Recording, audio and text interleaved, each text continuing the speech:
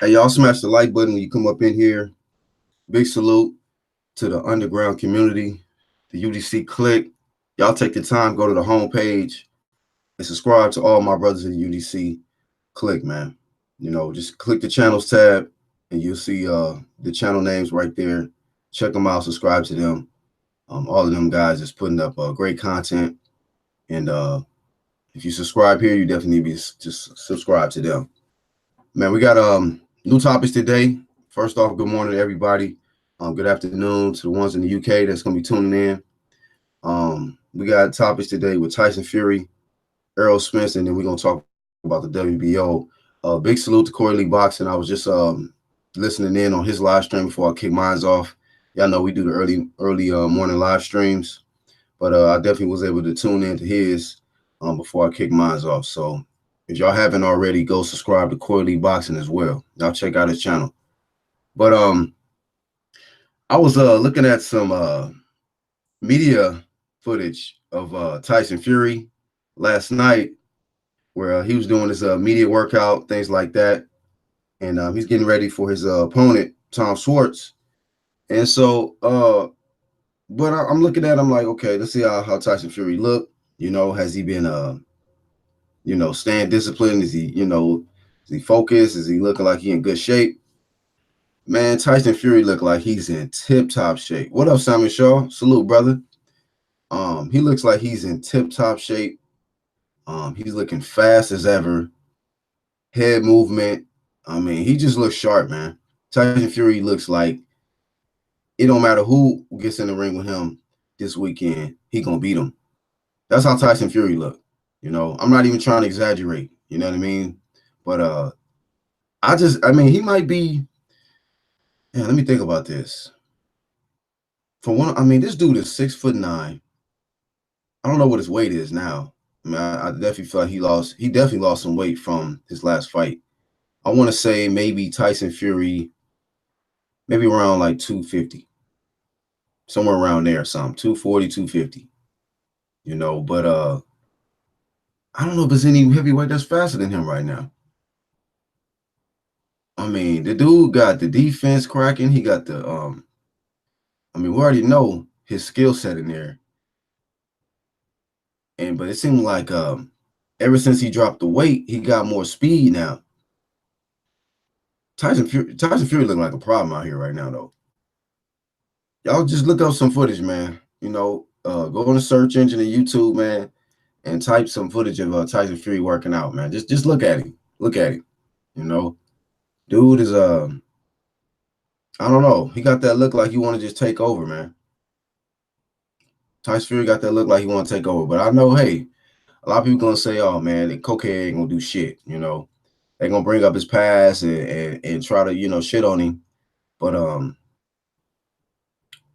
like Tyson Fury is probably treating his setbacks like with the drugs and the depression as a loss. He don't have a loss on his record, but that was pretty much like a loss for him, where he learned a lot from that. That made him better. That made him, change some things and probably take this more serious, man. Unlike a lot of fighters that I see, man, they're not taking this shit serious, man. They're not taking it serious. Um, I also want to talk about also with this fight between Tyson Fury and Schwartz. I've been hearing rumors that the WBO wants to put their belt up, strip Ruiz, and put their belt up as a vacant for the winner of Fury and Schwartz. WBO is tripping, bro. I don't know what the fuck. Like, oh man, this is just the corruption of these sanctioning bodies, man. It's just crazy that and I was listening to Corey Lee Boxing live stream before I came over here. It's like, man, that's just I think Corey was letting it be known, like, why would y'all all of a sudden want to strip Ruiz, but y'all don't have no issue with AJ having the belt? That's crazy, man. It really just changes the whole scope of the heavyweight division, and it delays a potential undisputed matchup. But I've been saying that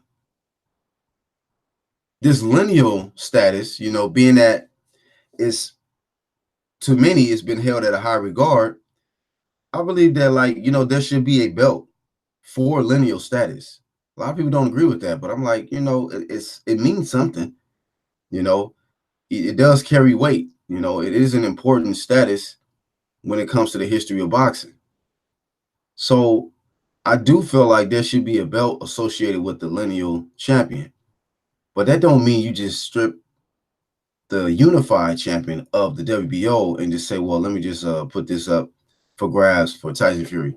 I mean, while I'm on live, let me go look up the boxing rankings to even see if this dude is even ranked in the motherfucking WBO. That's what I need to look up and see, because, and this is what keeps making me upset. I didn't put Dillian White in his title because, man, look, man, I couldn't be more hot when it comes to the way that they doing Dillian White, man. Wow, look at this is the shit I'm talking about. So in the WBO rankings, Tom Schwartz is at the number 2 spot. Tyson Fury is at the number 3 spot. Guess who's at the number 1 spot? Just take a guess. Give y'all a second in the chat. Guess who's at the number 1 spot in the WBO?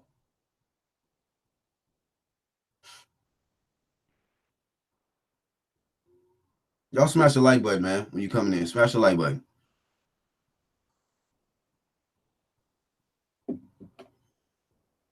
Guess who is at the number 1 spot in the WBO?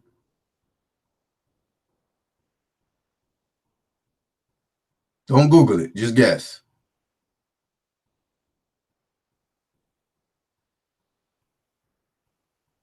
Unfucking believable.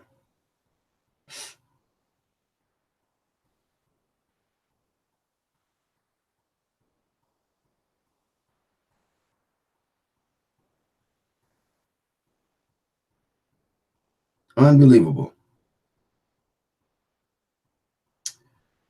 Absolutely. You guessed it, Boxing Monster. Dillian White sitting at the number 1 spot in the WBO. Sam Shaw is Dillian White.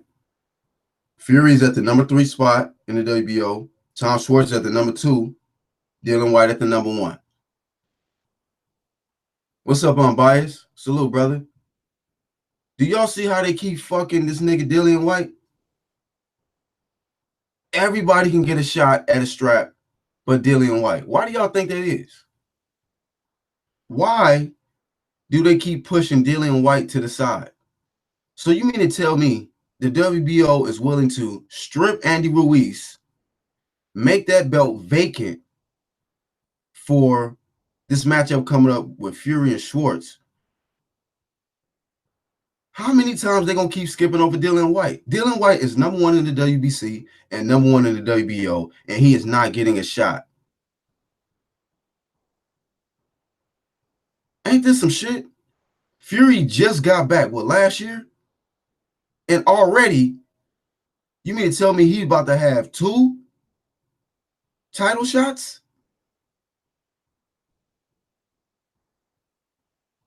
This shit is just fucked up, man. Shit is just fucked up. Yeah, man, I'm gonna save that for a different video, bro. That shit pisses me off, man. They just, man. I don't know how Dillian White keep dealing with this shit, man. I don't know how you keep dealing with this shit, man. I don't know if he need to get on some Shannon the Cannon Briggs type shit. Start trolling these niggas. Wherever you go, I go, champ. What you eat, I eat, champ. Something. I don't know. Yeah, Dillian White, hook up with Shannon the Cannon Briggs, and you niggas start trolling the fuck out of these dudes, man. I am sick of these dudes, man.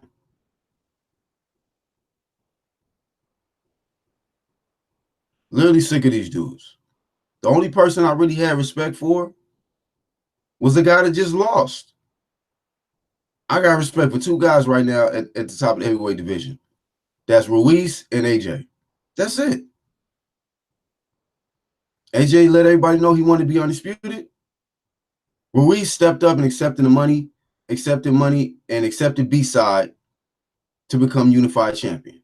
Them is the only two right now I really got the just top level respect for. Everybody else is on this politic shit. They're not interested in legacy, man.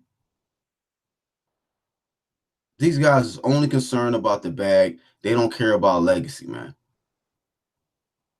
Ruiz legacy is already straight, bro. He's a legend. He made history. He can lose his next fight to Joshua, and it don't fucking matter. You know why? He's already a legend in the sport, man. He's made history for his country, for his people. Tyson Fury chasing the bag. Deontay Wilder chasing the bag. Ortiz, a nigga who I was #1 fan of, acting like a bitch. Acting like a bitch. Nigga. Gerald Miller, acting like a bitch. Juiced up ass.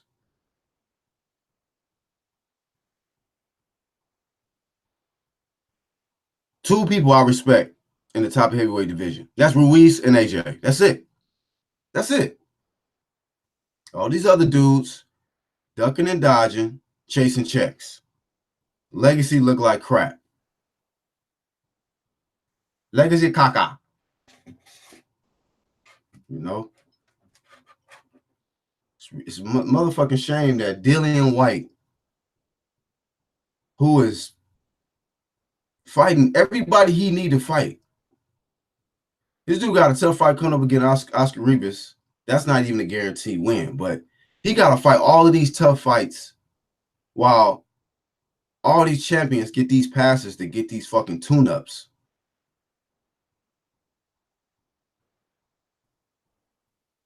Mr. Tune-up, Deontay Wilder. Probably eat tuna sandwiches and shit.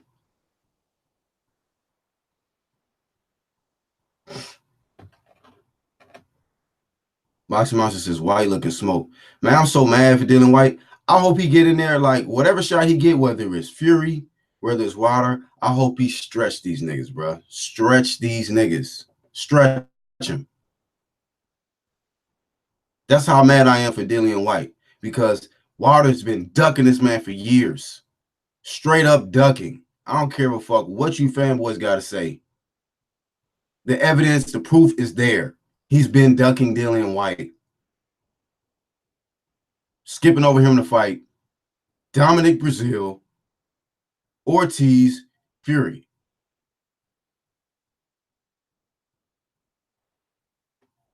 But y'all niggas is okay with that shit. Niggas out like to talk about best fight the best. But when you got a guy who is at the #1 of 2 sanctioning bodies, how can you not consider him one of the best? Then you got the top guy in the sanctioning body want to fight #4, #5. But you don't want to fight the #1 guy, though. And this is what makes me upset about this shit, is because these guys used to be #1 contenders. And they got a shot. Why you can't give your #1 contender a shot? Is it because the head ain't meant to be hit? Is it because you need to make the most money? Is it because you can lose your life in that ring? But these niggas swear up and down they killers, though. See, the energy is different when he fighting the #4 and #5 guy. When they asked about the #1 guy, oh, I ain't got to fight him for 2 years. I don't have to fight him for 2 years.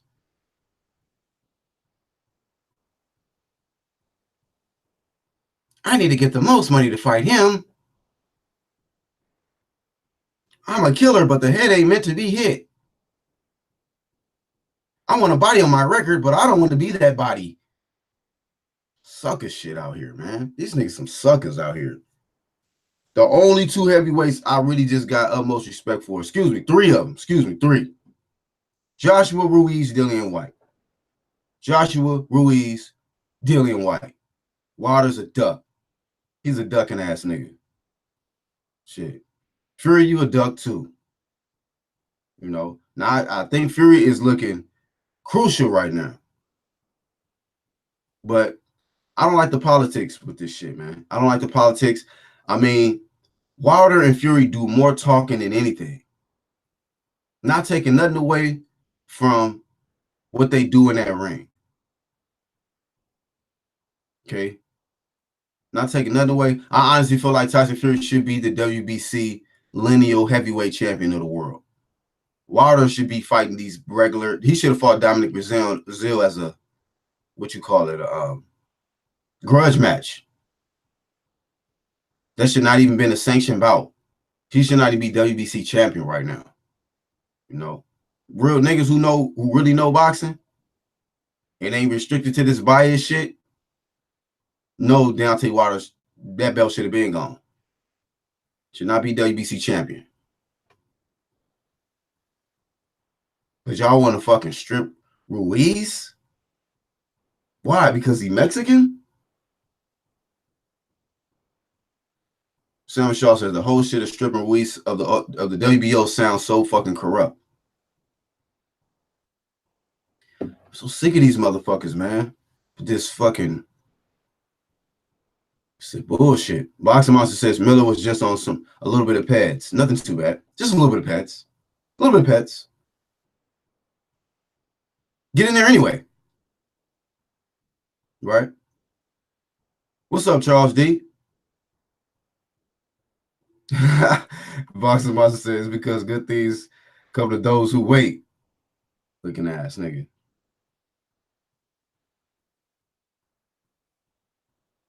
Good things come to those who wait at the number one spot.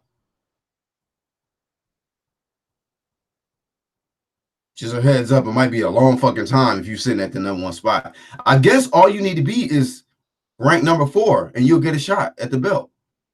Why fight the number 3 or number 2 or number 1 guy to move up the rankings if you're not gonna get a shot anyway? Right? It seems like all you got to be is ranked number 4, 5, 3, 4, or 5, and you'll get a shot. You'll get a title shot. You'll get a title shot. If you're sitting at the number 1 spot, yeah, we'll call you. We'll call you. Like we go to an interview and they're not interested, yeah, we'll call you. That's what they're doing with Dylan White. We'll call you. Whole ass shit, bro. Whole ass shit. Joe says Dylan White has said he will put Ruiz and Wilder in a coma. You know, I don't wish nothing like that on nobody, but I hope he whoop their ass, though. I think Ruiz versus Dylan White is an excellent fight. I think Dylan White has a good chance versus Wilder. You know, a good chance. I'm not saying he's going to beat him. I hope he do, though.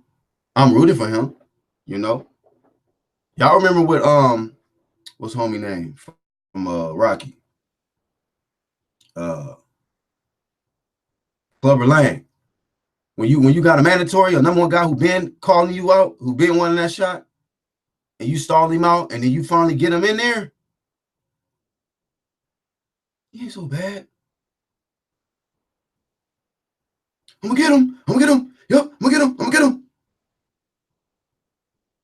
I want Dylan White to go in there on some Clubber Lang shit. Woo! Hit that nigga with that ferociousness. Fuck Wilder up, nigga. Fuck him up. Gonna make me wait. I'm gonna get him. I'm gonna get him. Good things come to those who wait. And here it is. You waited for this one. Shit. Give that nigga Deontay Wilder a sneak peek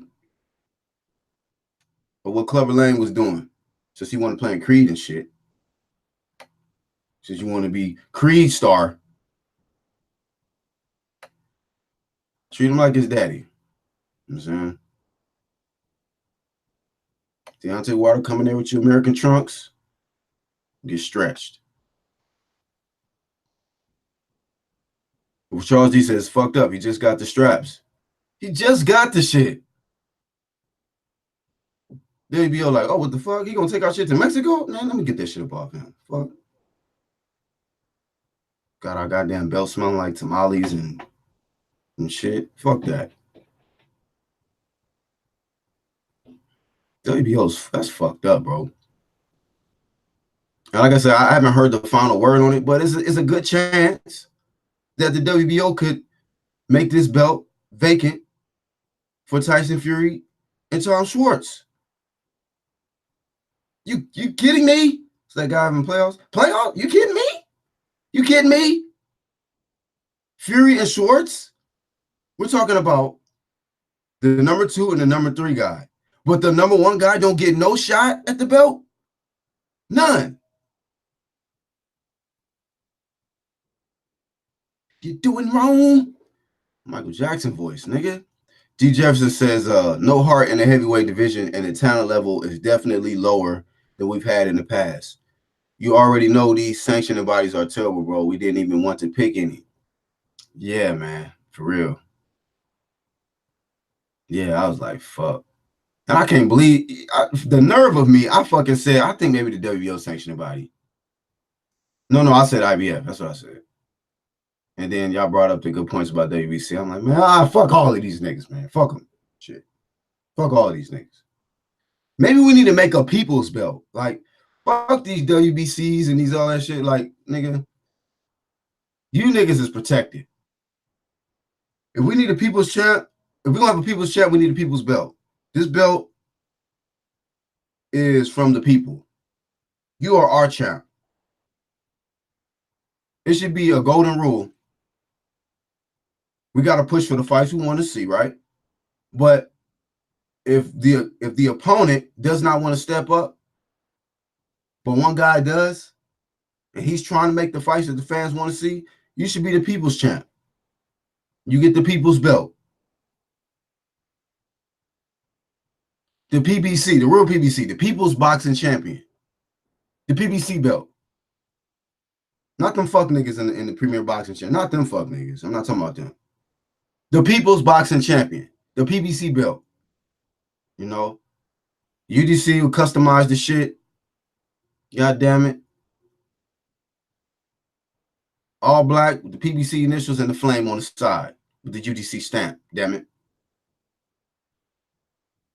You know? Because at this point, man, Wilder, a top dog, is ducking Dillian White. Fury ducking Dillian White. Okay? You niggas want to they want to be Hollywood and shit. They want to be Hollywood and shit. And Dillian White fought Joshua. I think he deserves a people's belt. You know?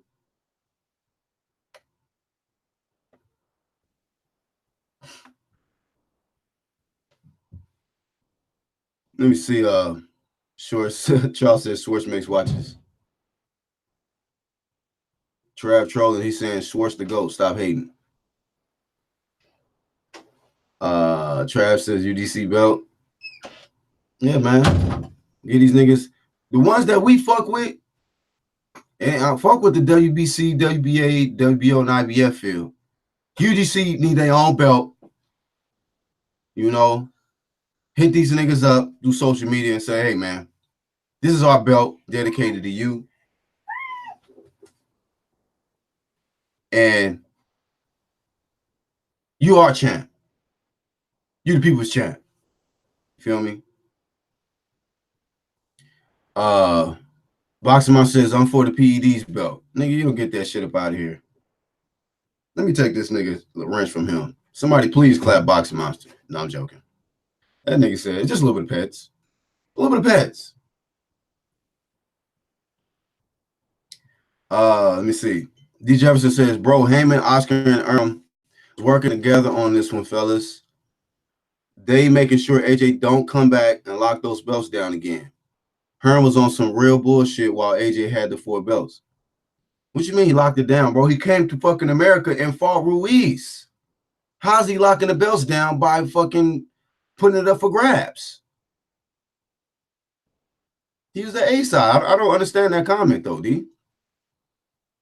I'm gonna send links out in a second, fellas. I don't understand that. I don't think AJ locked the belts down. It wasn't like he was avoiding American champions. I mean, he avoided Wilder for a little while. You know, this A side, B side bullshit. But I mean, I don't know if I agree 100% with that comment. He was locking those belts down again. Who did he beat? He beat Charles Martin. Beat his ass. I mean, what the fuck? Took the belt from him. Beat Parker. I mean, hey, is what it is. Fought for I think the vacant WBO some shit with the what you call it, Klitschko. Then he comes to America and get his ass beat. I mean, what the fuck? He's locking it down. Trav says, have y'all seen the highlight of Schwartz versus Gashi? Those dudes fought after the DQ as wow. I saw an article. I didn't even click it though. I'll check it out. D. Jefferson says, get about 500 mil and we can start our own sanctioning body, Black. Hey, man, I'm going to get 500 and make a strap. 500 and make a strap. It's going to be the people's belt. It's going to be the people's boxing champion, the real PBC. Like I said, not them fuck niggas in the premier boxing. No, not them niggas, premier boxing champions. Or pretending boxing champions, Popular black celebrities, not them. People's boxing champion, the real PBC.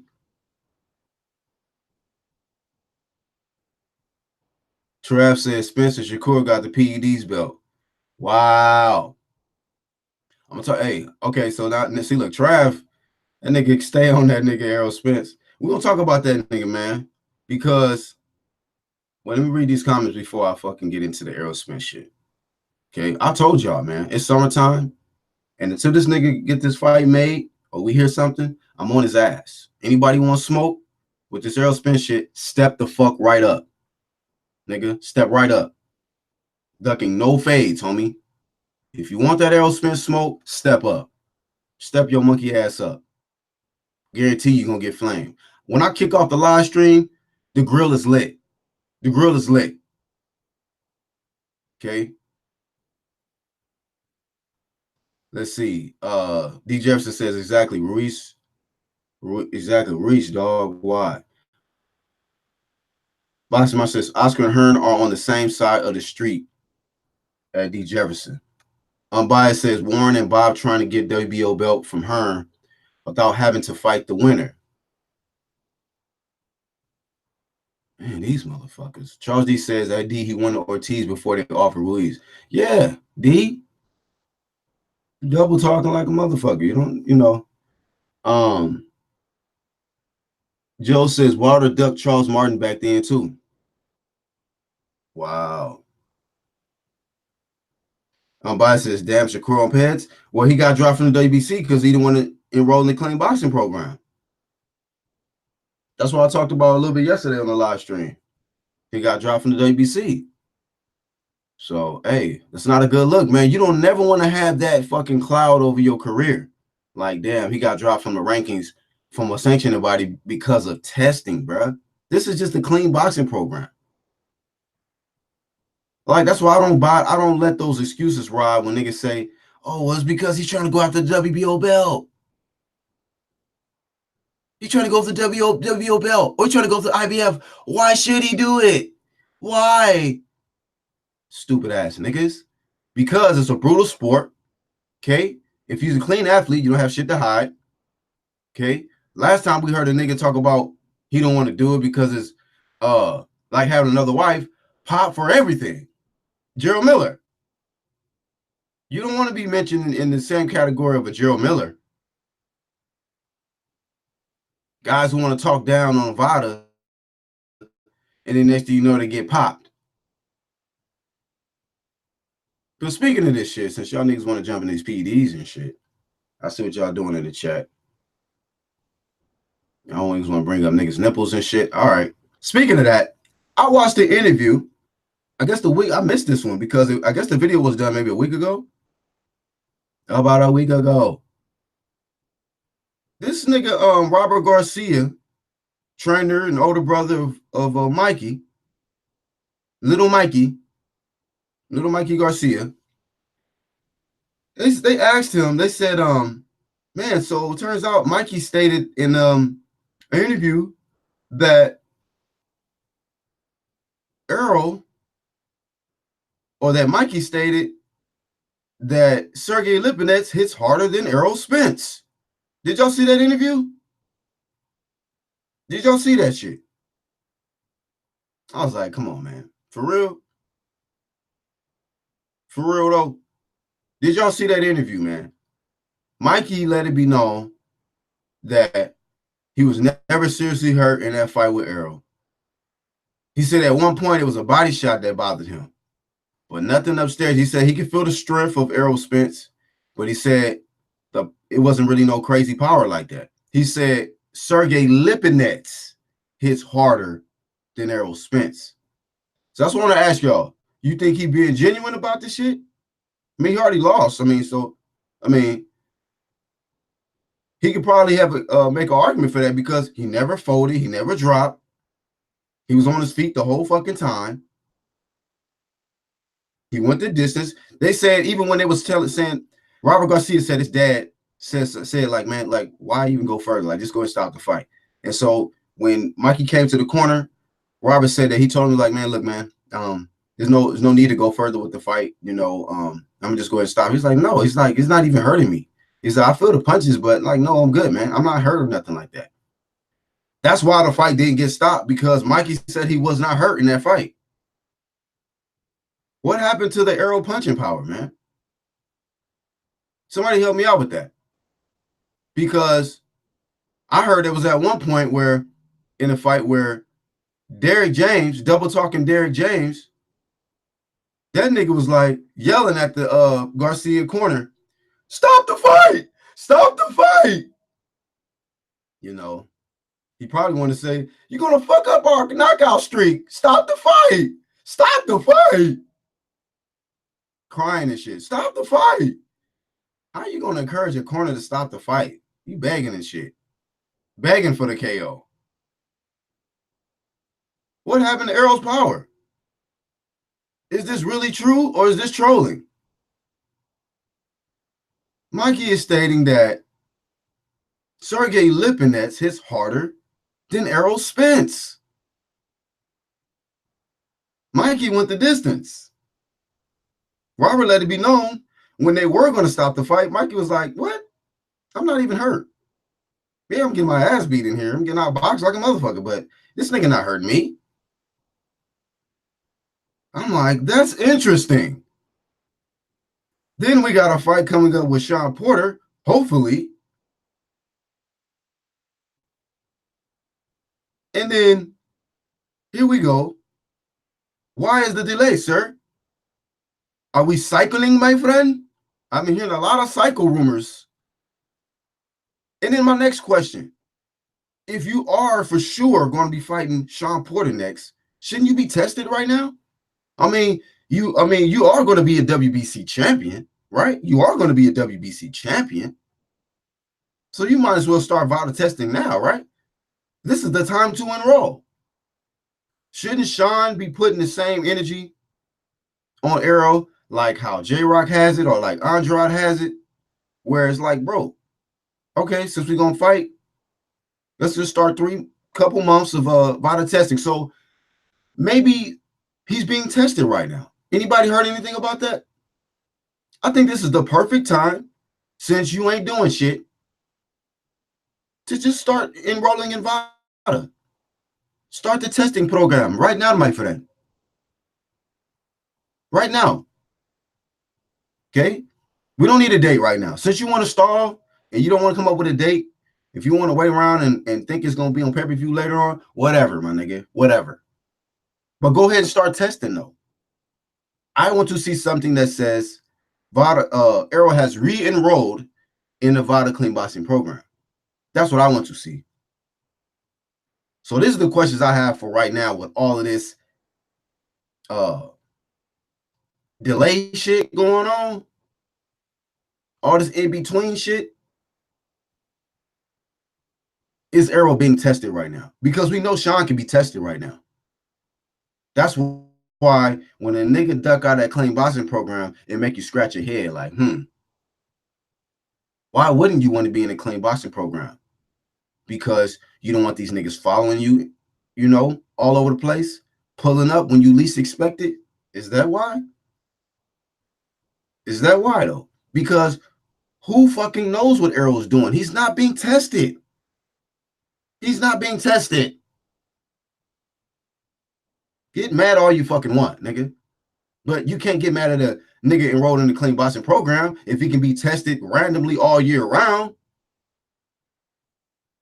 But you got a nigga delaying the fight, delaying the quote unquote sign a contract if that's accurate. No fight date, no venue. And we ain't heard shit about him being tested. I would give him a break. If they say he's enrolled in the clean boxing program and they're being tested right now, hey, okay, whatever.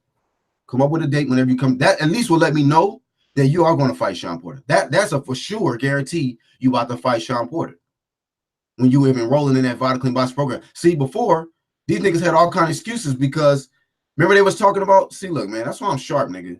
I'm about to send this link out right now, fellas. That's why I'm sharp, nigga. I don't be forgetting a lot of shit, bro. Them niggas is like, Sean ain't even signed a contract. Why you got to roll in Vita right now? He ain't got to do that shit yet. Sean Porter ain't trying to fight him. Yeah, say that shit now. Say that shit now. Charles E says, check the article I put in the hangout. All right, bro.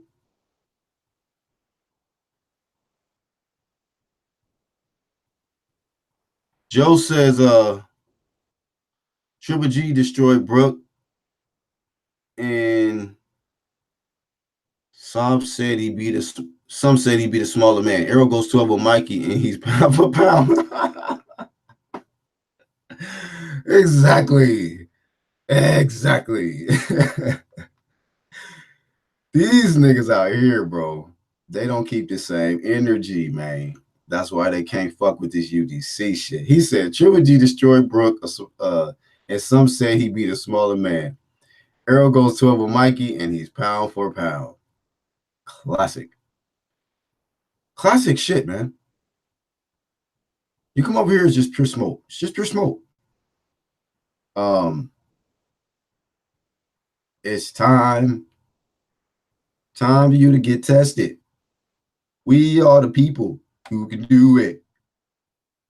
Errol, get your black ass in the clean boxing program. Since you want to delay the fight, get your black ass in the clean boxing program, nigga. That's what you can do. That's what you can do, nigga. You will not have an unfair advantage against Sean, nigga. Fair and square. If he tested, you should be tested, nigga. This nigga hate that fucking clean boxing program. No niggas don't want to say that shit though. That nigga hates that clean boxing program. That's why I started fucking with Derek James, lying ass. See, Edward Spence, he does it himself. He pays for it himself. Double talking ass nigga, bro. I don't fuck with no lying ass niggas, bro. I don't. You know, he pays for it himself. Wrong. Liar. Get your lying, double talking ass out of here, bro. Nothing fucking Derek James say. After I saw that shit, I don't even fucking trust nothing the nigga say. Fuck out of here, bro. Get that fake shit out of here. Bias says they're going to pull up at the buffets and clubs that Spence's VIP at. I'm like, oh, wow. Got just some rock bottles. Okay, let's go take this test, sir. Who we got? What's up, Red? What up, Black? Can you hear me all right? Yeah, man. Just talking about these dudes the boxing program and shit. Who? Spence, right? I came in a little late. Yeah, that nigga. Yeah, that nigga, man. Let me I got a little delay, so let me log in through my other device. Then I can hear you a little better. Because when I try to listen to you on a desktop, it'd be delayed. But yeah, man, what's your first off, have you seen any footage on Tyson Fury lately, like training? No, I saw you posted a link, but I haven't had a chance to go and check it out yet. Oh, okay. Man, he looking vicious right now, bro. He looking fast. He looking sharp. He almost look unbeatable right now. You know, that's a stretch me saying that, but still, man, like he looking like shit. Anybody who's jumping in there with him this weekend is looking like he'll get that W no matter what. Yeah, yeah, I got to check it out. His fight with Schwartz is this weekend. Yeah, yep. So let me hold on. Mute this other one. What up, though?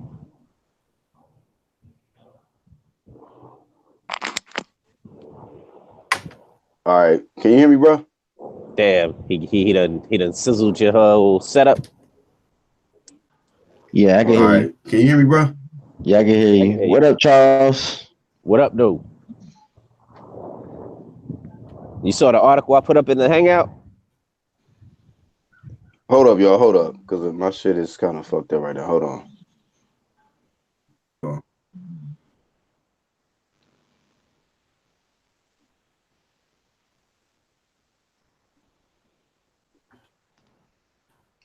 Give me 1 second, fellas.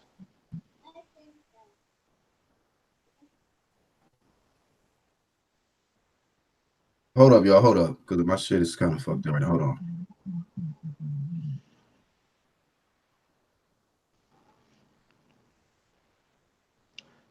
Give me Hey, one Charles, you're second, talking y'all. about Just the boxing scene with Porter being hopeful.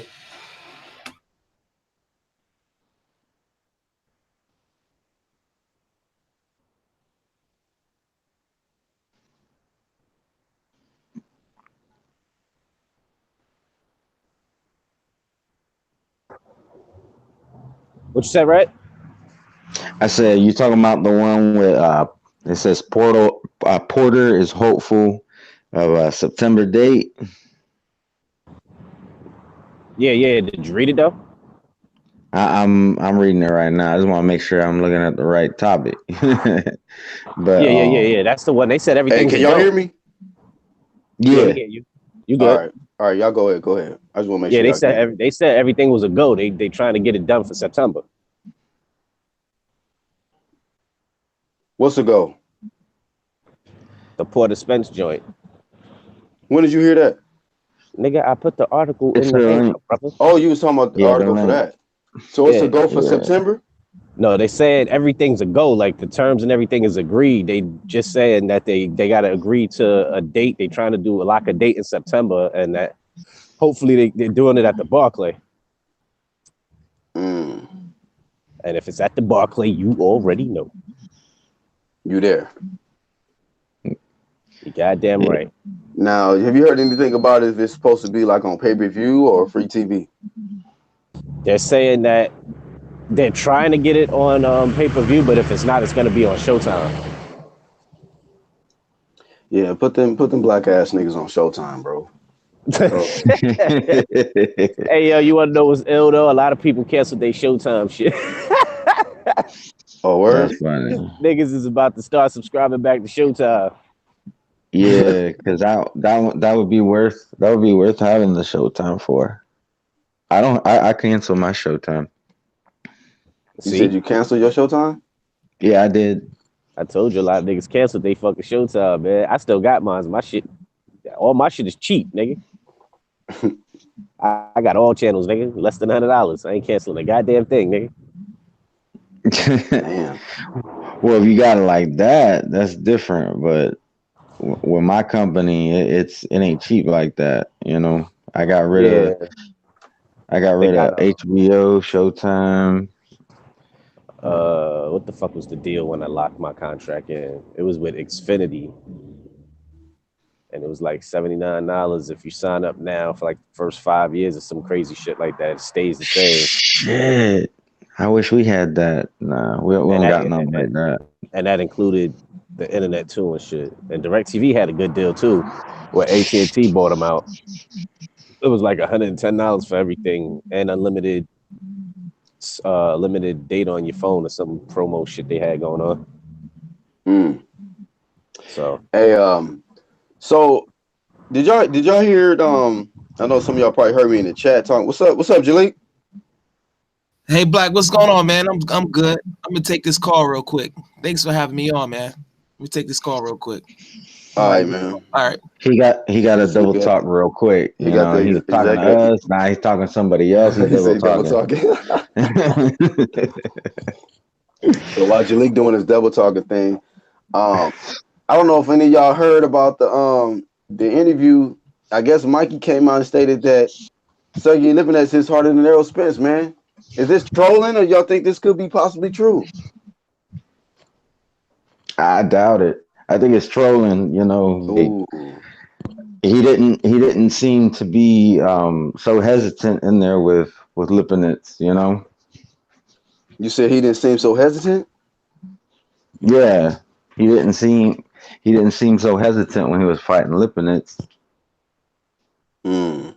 Hey, I was at that fight, man. Lipinets had the nigga backing up. He had the nigga backing up. I'm sure he had power, but look at how Mikey fought him, and look at how Mikey fought Spence. yeah, he was definitely trolling when he said that shit. I mean, that's what I'm saying. I was there. Like he wasn't as aggressive, like coming forward on Lipinets like that, like the early part. But he damn sure wasn't aggressive with Spence at all. No, he was just applying ineffective pressure coming forward. That nigga was getting hit. He got his ass beat. But so y'all think that it's possibly no truth to that? I mean, we can look at the fight. He never dropped.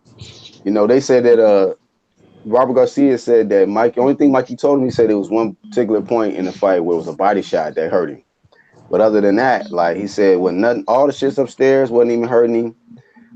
When they was getting ready to stop the fight, he told him, was like, no, he's like, he's not even hurting me, man. Like, I'm okay. Don't stop the fight though. I'm sure that if it was really like some ferocious type power, Mike would have been like, yeah, that's a good decision. Y'all go ahead and stop this shit. You got me fucked up. I already got my money. I need my brain cells, nigga. I'll put it to like this. I think maybe Spence's power might be a little overrated, and maybe Lipinets' power is underrated because I don't know about y'all, but I never heard anybody really talk about Lipinets' power. So shit, did you see this last fight?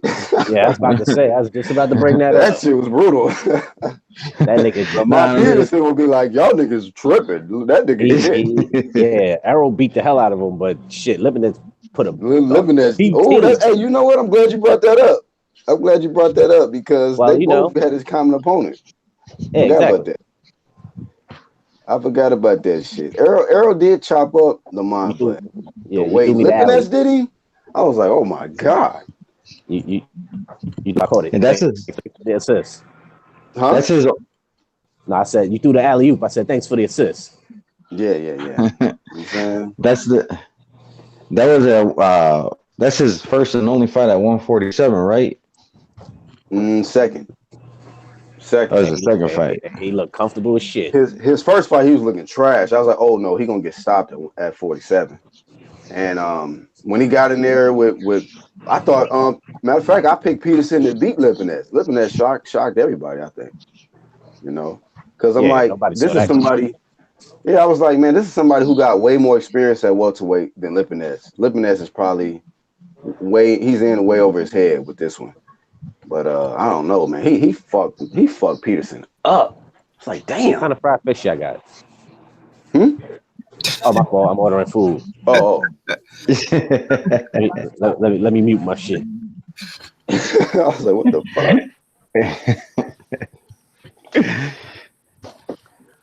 What we got? What's up, Jaleel? What's up, man? What's happening? Somebody called me as soon as I was about to talk. What's happening, man? Trying to see what fried fish we got, nigga.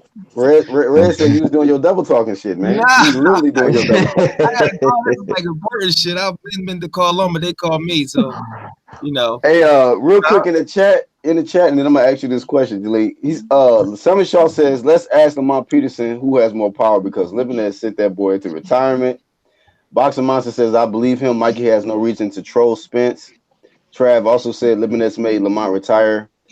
He said this nigga Charles dreaming about fish. So what's your thoughts on that, Jalik? I mean, Mikey is letting it be known that Lipinets hits harder than Errol Spence. Is this trolling or could this be true? You know what? I'm trying to think of the Lipinets fight. Did he buzz Mikey? Or maybe Mikey just wants to kind of chill. He was tagging. I was at that fight. He was tagging Mikey up down the stretch.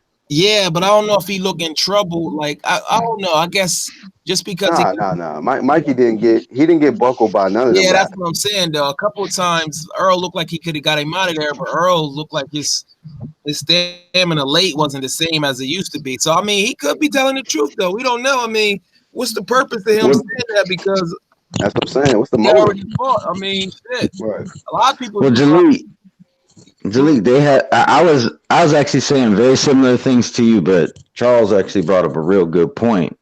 He was talking about how Lipinets beat Peterson. Mm-hmm. Yeah, you're right. You got to ask Peterson. Mm-hmm.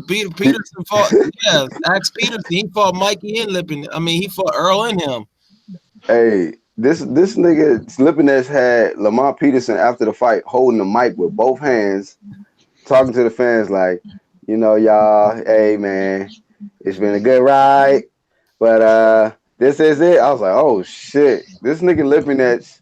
I mean, let me see. Yeah, but Lamont Peterson, do that regardless, though. I don't know about that. So I got a quick question. He clearly didn't have it against Lipinets. I mean, Lipinets beat that motherfucker. It started off good, but once again, man, Peterson fought the wrong fight, man, and he underestimated fucking Lipinets because Lipinets started putting a beating on that boy. Is Lipinets? Let's look at Lipinets because he started at 140, right? Let's look this little nigga up. Yeah, it's another IBF nigga that came up. Oh yeah, I mean, you know how them IBF niggas do. That USADA strength, my nigga. Go ahead. That's it. That's exactly what I was gonna ask. I was gonna say I got two questions. Is Lipinets enrolled in the clean in Nevada? Yeah, that's what I'm looking at right fucking now. And crazy. And is he on the snack program? No, he ain't snack though. That nigga Mikey I was joking about now. What the fuck? I don't think he's joking about that.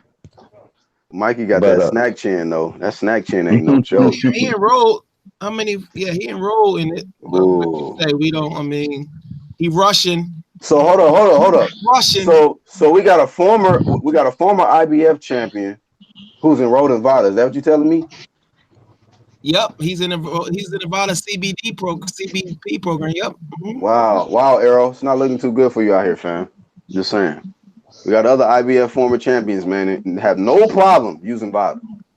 And he fights on the undercard of he's coming back too. That's unusual in the PBC world. He fought March 24th. Now he coming back July 20th. He already got opponent? He fighting John Molina Jr. Oh yeah, that's right. Yeah, on the undercard of Mike. He gonna stop Molina, bro. I think he gonna stop Molina. He gonna stop Molina, but that's what they want. I mean, at least they put on a good fight where that's like real action packed because they trying to, you know.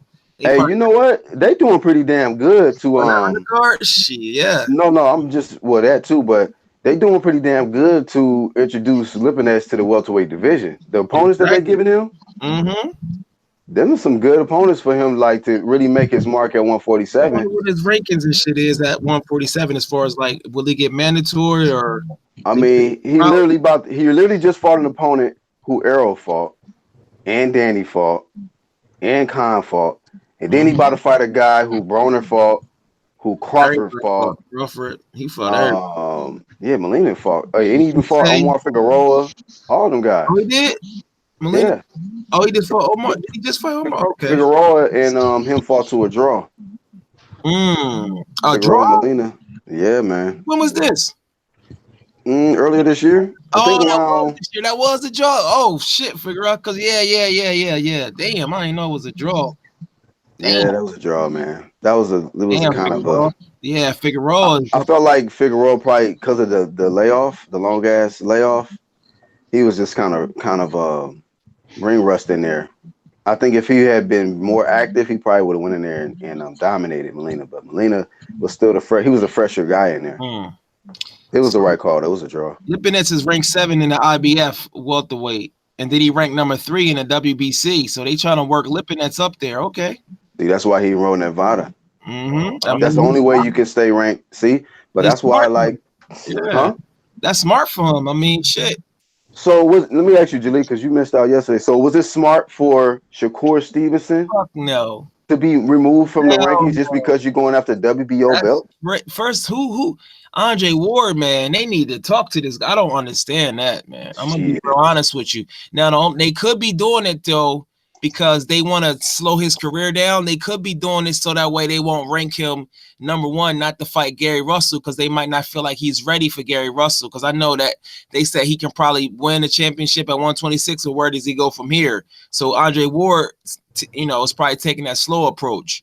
So that's the only way I can see that. But it's not even worth it because the dudes at WBO ain't gonna fight him. He's gonna have to be the mandatory to fight. So I mean, imagine him beating Gary Russell Jr. first. Then after that, I mean, shit. Then he just moved up to 130. The dude look big. That's not good. It's not good for nobody. That's not cool.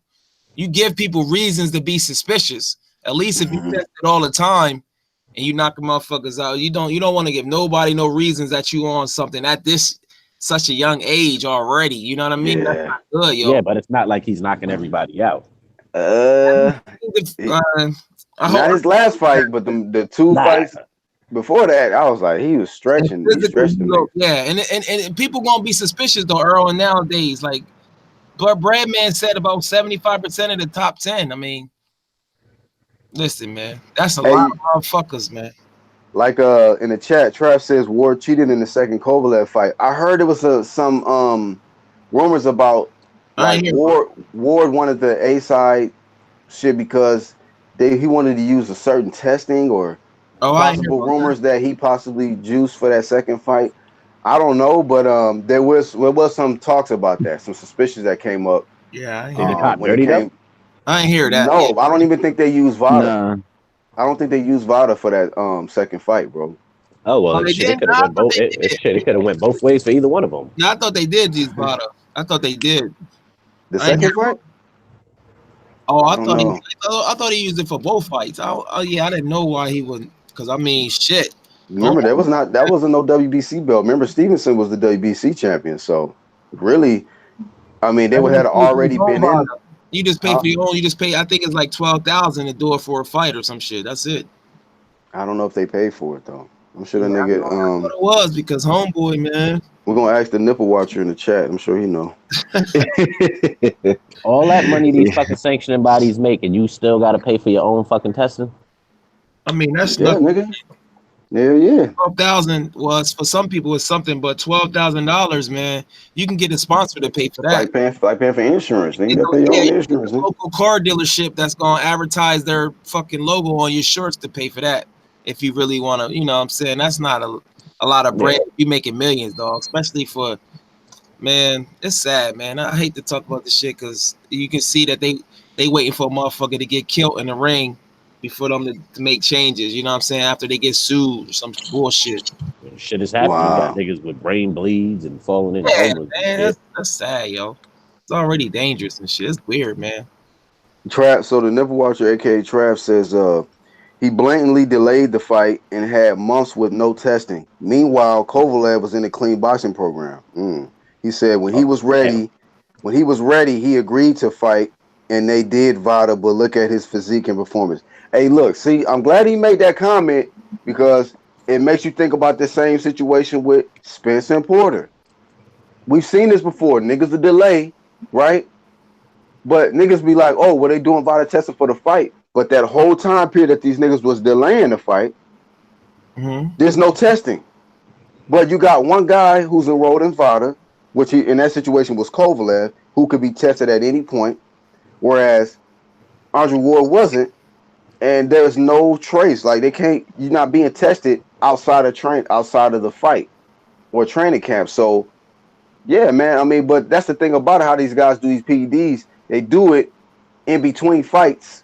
And then once the fight is made, they've already got the physical advantages that they needed to get from it. The shit is clear out of their system and they go into training camp with extra juice. ready. You know, they got more stamina, more adrenaline to get all that shit in. Damn, I don't remember anybody ever talking about this with back when that fight was going I on. ain't hear that one. I Like, researched that one. Like I'm curious if nobody even brought that up. I'm curious if nobody even brought that up just because Andre Ward is a professing Christian, and he, you know, people. Because I myself am a Christian. That's, you know, but I make it a point not to bring it up, you know, when we're talking boxing and everything. But I could see where a lot of people probably didn't even question it because of that. Then of course you got that whole side over there who you know, they give everybody a pass just because their skin color, you know. But look how quickly that changed once he said that, you know, he didn't think Wilder wanted to do that again. You know. So I'm thinking he got a pass because of those two reasons back at that time. Because I don't remember hearing shit about this. I don't hear. Yeah, I would have to look that up. You know why? Because not a lot of people at that time, like Trav, literally was probably like the only one. Like he was in a very, very small bracket of people that was actually covering PEDs and educating people on what type of shit that they do. Like how you just gave the example with Ward and Kovalev, whereas a guy can delay the fight because he probably, you know what I'm saying, doing whatever he going to do to give himself an advantage so that once the fight is actually made and then you go into training camp, you can do VADA testing all day long because the motherfucker is doing what he doing outside of that training camp. That's what a lot of people don't be understanding about this shit. You know, so you guys are, oh, well, he didn't pop for nothing. Just like, well, that's why the clean boxing program is so essential in these situations, because you can make sure a guy is not doing shit during training camp or outside of training camp, in between fights. You know, that's why a lot of these guys be turning that opportunity down when you know it's offered for them to join the clean boxing program, because some of these guys be dirty, man. Some of these guys is out here, you know, doing PEDs in between fights, and then they going into training camp with a full tank. Motherfuckers got 16 fights fighting once every 9 months. Who the fuck do that? Motherfucker, you should be fighting 3-4 times a year. You fighting once every ass niggas.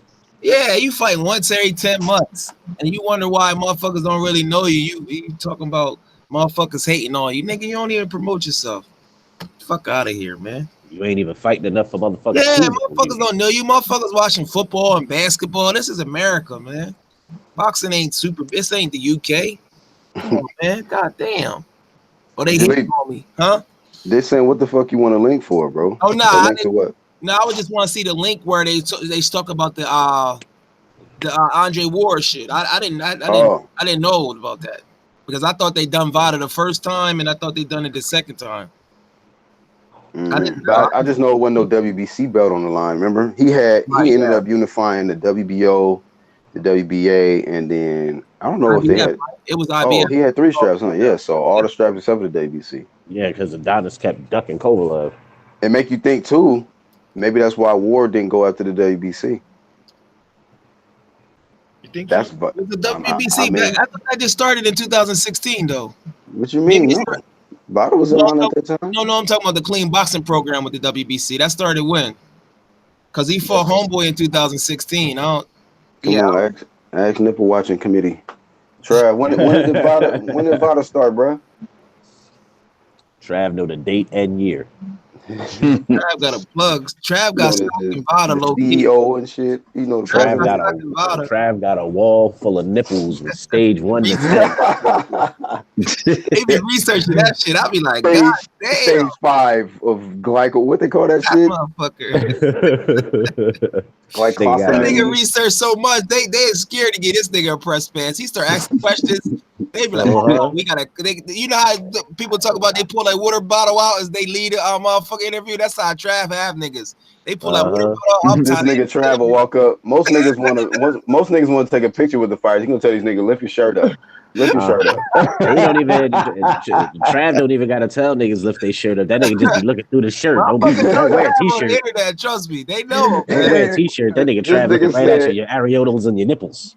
And niggas See through the throw water on their t-shirt on purpose and shit. Like, what you doing, nigga? Like, I get them nipples, nigga. Fuck. Wet t-shirt Boxing Monster contest ass says, trash. right. Boxing Monster says Vada started when Mayweather retired.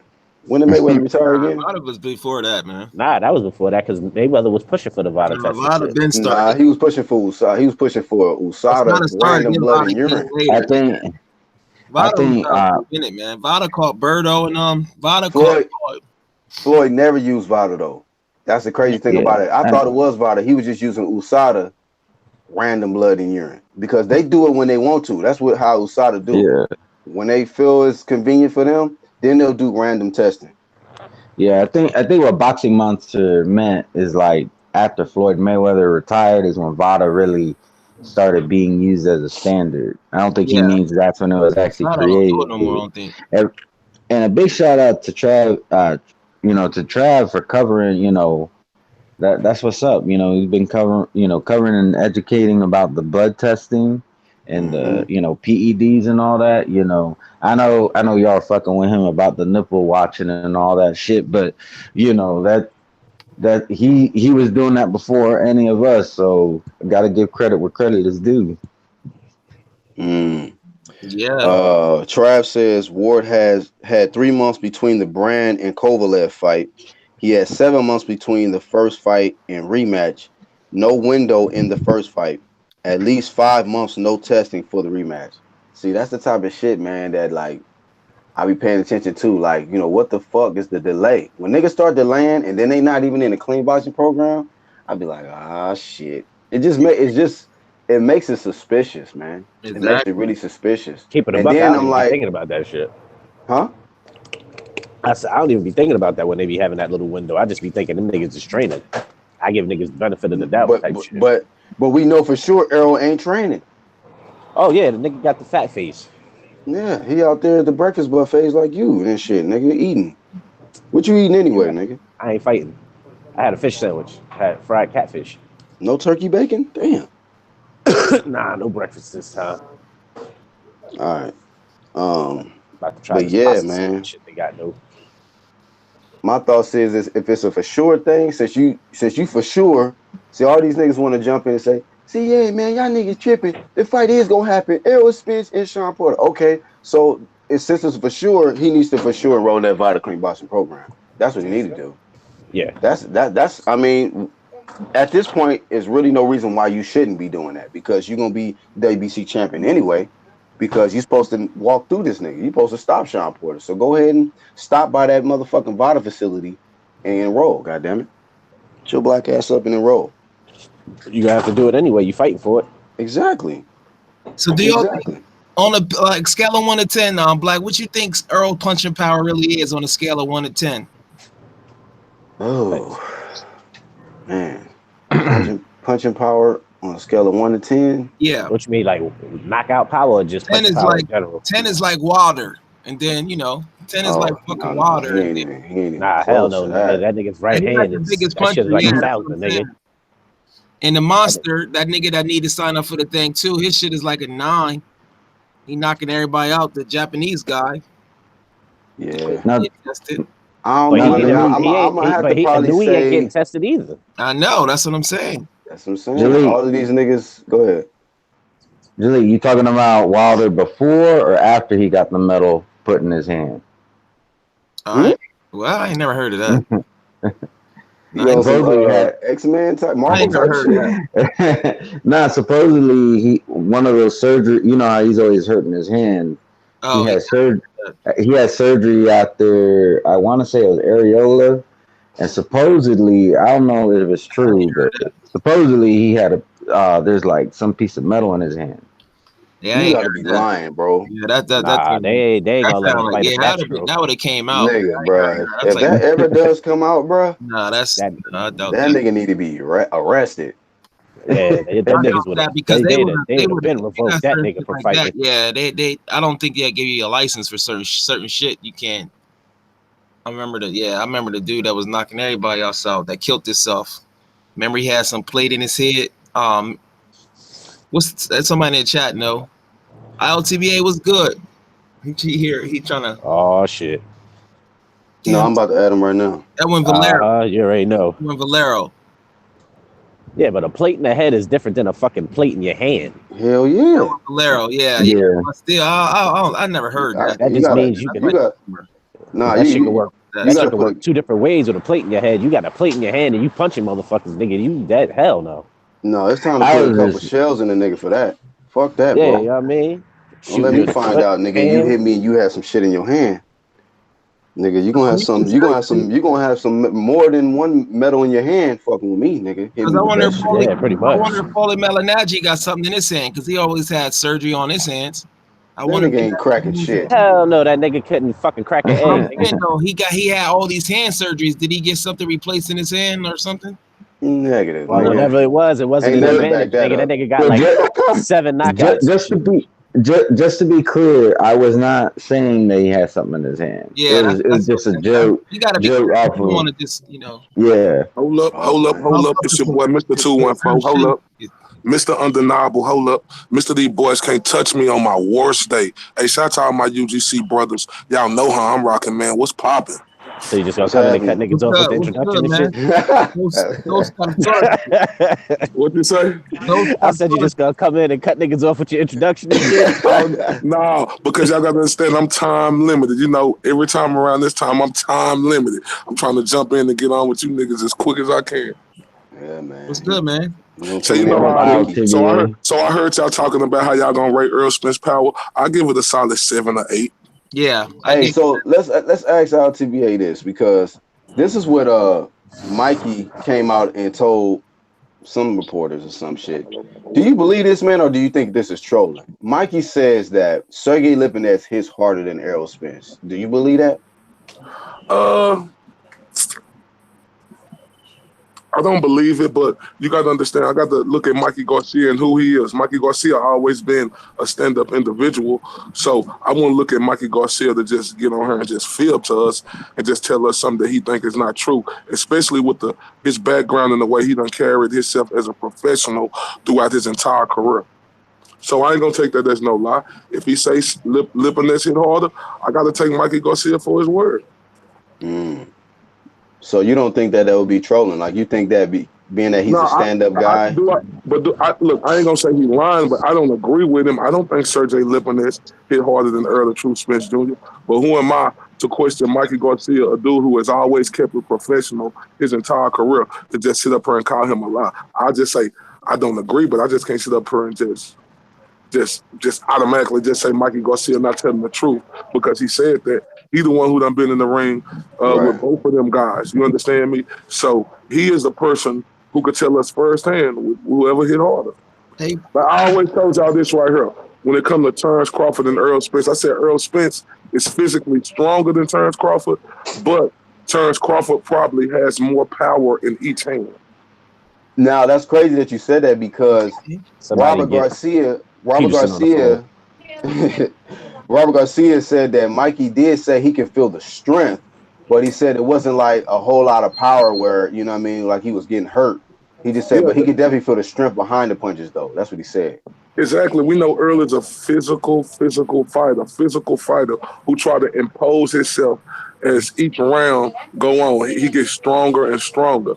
So Mikey Garcia making that statement, you know, Look at Mikey Garcia. Mikey Garcia lasted 12 rounds against Earl Spence. You know, so it's just hard to just say he's telling a lie. You know, I don't agree. I think Earl Spence hit harder than Lipinets, but you got to understand, some people could be physically strong and some people could just have that pop. And he might be telling the truth when he say Sergey Lipinets got that pop. Yeah. Hey, mute real quick. Oh no, that ain't you. Oh, that's LTBA. Okay. Yo, why don't you get we recommend can you get Lamont Peterson on your next radio show? We want to talk to Lamont Peterson about Sergio Lipinets and Earl Spence power. Yeah, who hit harder? Another one. That'll give us another one. So being that he brought that up, being that Jalik brought that up, LTBA, like, we know that both of these guys share a common opponent, Sergey Lipinets and Errol, and that's Lamont. Errol chopped up Lamont. He chopped him up. But it was like a TKO. Like, I think he went down how many times? Once or twice? One time. One time, then he got stopped. Sergey Lipinets beat the entire brakes off this nigga Lamont. Now I know that a lot of people. I think Charles said like, this guy, like it's pretty much at that point in his career. That was just But probably nah, what bound to happened happen. was Earl put a beating on Lamont Peterson. It was a per grade A beating, and you have Yeah, to understand I'm not Lamont. disputing that. We all know that Yeah, was an ass no, whooping. I'm just saying no, Lipinets no. showed up. I know, but then Lamont had a lot of time off after taking that beating over like a year, I think. And then he came back right in the ring with a guy who was active in Sergey Lipinets after taking that beating like that. And we know Sergey Lipinets is a good fighter. So Mhm. I don't know, man. It's just hard to call who if Mikey telling a lie or not. But I know Earl No, but I'm Spence is talking about okay, he's a good fighter, but he was coming up from I 140, like second fight. Yeah, little guy. nah, but what I'm saying is like this. Earl Spence is he's a specimen. You understand me? And just because he's a specimen, don't mean think about it. Let's give a perfect example. Look at Andy Ruiz and Anthony Joshua. Think about that.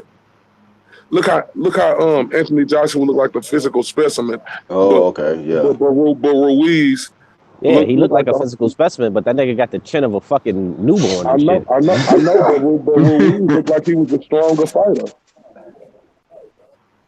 No, but it just kind of make me think about what Mikey has said. Like Arrow is strong, just like I feel like AJ is strong, but that don't necessarily mean like he got, the most vicious power out there. And think about this too, Black Horseman and the whole UGC. Shout out to the UGC, whole UGC boxing channel, and everybody that's in the chat. Think about this too. Mikey Garcia didn't really open up against Earl Spence. Once he felt Earl Spence power, and when he felt them combinations, it was really hard for that dude to really just throw punches. So let's think about it. Is if he wasn't that strong, Mikey Garcia, why wasn't you opening up even more during the fight, taking more chances? In my opinion, he take little chances as less. In the first couple of rounds, he tried to test, but after he felt that Earl Spence was a strong dude, the dude didn't even open up that much anymore. I feel like it was one of them situations, kind of like I just feel for that, to respond to what you just said, it's kind of like with the Floyd situation, like Errol Spencer just too smart for Mikey. Like, why open up when you know everything you do, he got a motherfucking counter for that shit. And it just like once he realized in the first couple rounds, like, man, no matter what the fuck I do, he just a step ahead of me on everything. So it's like, And, why risk just getting opening up all the way and possibly get clipped? And then we got to look at this too. Earl also 24-0 with 21 knockouts. So it got to be some power there, fam. He got to hit I mean, hard. yeah, but it depends on who you fighting too. Your power. A lot of times you start off knocking everybody out, and then as your competition increases, That's your why I want to knockouts see go this nigga down. fight Yeah, top but Earl got competition. You gotta, his shit comes from accumulative punches. It's yeah, not he like a one TKO punch guy. count. Exactly. Yeah, Okay, he breaks you down. Tariq, if that's the case, we can say the same thing about Keith Thurman. This dude ain't had a knockout in Exactly. forever. That's why Keith Thurman Yeah. power ain't. It's the same. You're right. You're right. Keith Thurman power ain't Mm. like that. Some people stay there, but some people's not. That's just Nah, normal. bro, why Yeah, don't you just say this but right hold here, up. But I will say this. Oh, before you rip out TBA, like Keith Thurman has been fighting higher level competition, Exactly. Really? and truth be Really? told, the fact let's be honest, nigga. That's your nigga, but hey, don't get your car pulled on this No, one. I'm just saying, really? Keith ain't been fighting more top competition than No, Errol. I ain't saying that, but it's just like Oh, it's just like what I'm saying. Earl done fought a couple of people. Keith fought. Them other guys ain't gave Earl this like really an opportunity. So of course Keith No, done we gotta fought. talk about that, man. Stop taking no, up for your boy, man. Stop No, trolling. I'm not. he Stop fought a trolling, man. top. Listen. Like this is the thing about it. My point I'm trying to make is that when you do increase in competition, when you do fight higher level competition, the knockouts do decrease. Like we seen Exactly. Floyd, he was stopping niggas like nigga Triple crucial. He G. was going on a tear, and then when he started fighting higher level competition, it was going 12. You Exactly. know, So hold up. So we can't say. So you're telling me we can't say it's. Remember, everybody said Earl was a walk down fighter. Earl just didn't want to show. I mean, I ain't gonna say Earl wasn't trying to knock Mikey Garcia out. Obviously, he was trying to knock Cuz out. But at the same time,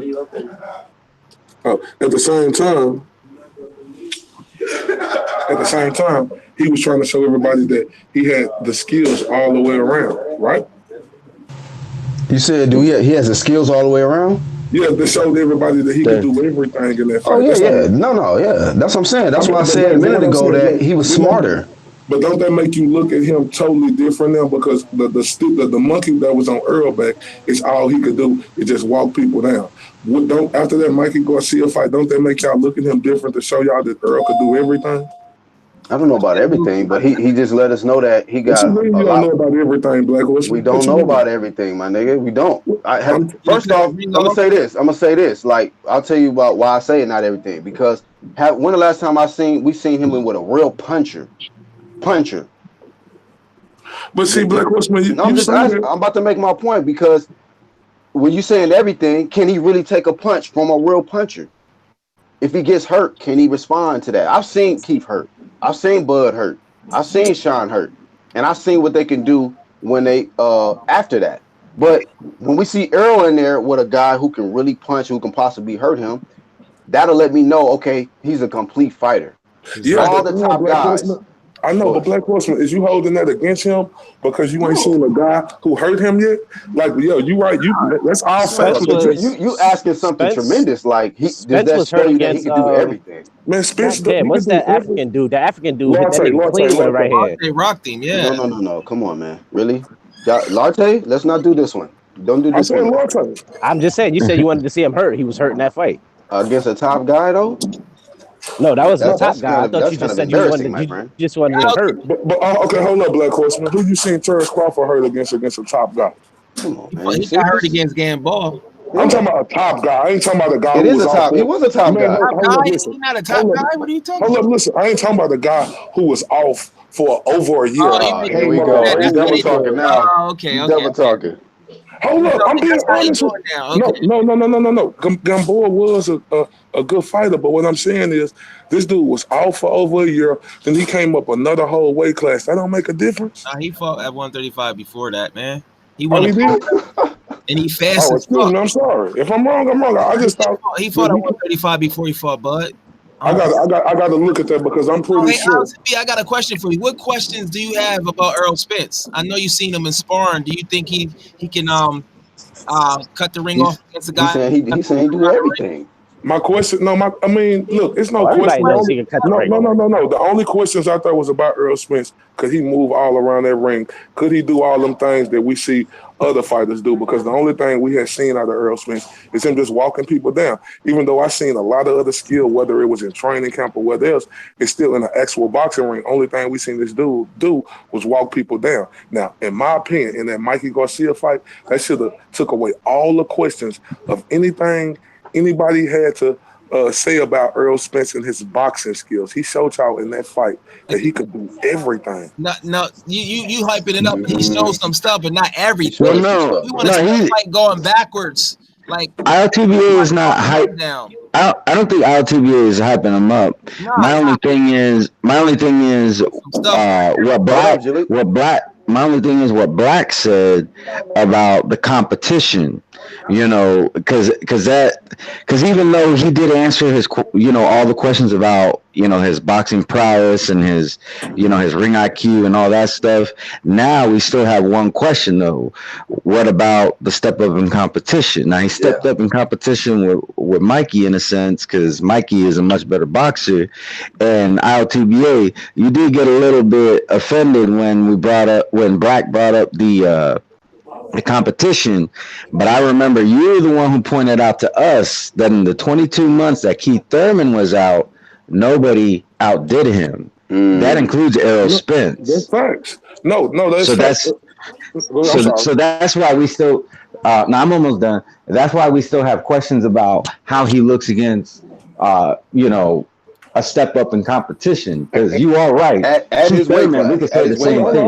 I don't want y'all to think and you're absolutely correct. Say everything you said, absolutely true. I said I ain't trying to retract on nothing I said. The only thing I'm saying is when we talk about step up in competition, I mean, no guys wanted to fight him. And even look, if like Black said, my thing is nobody wanted to fight him. That's the only reason why I put a question mark when y'all say step up in competition, because if guys wanted to fight him, then he'll have that step up in competition. Now, what I can say, and I agree with you, Black Horseman, and I agree with you 100% on this.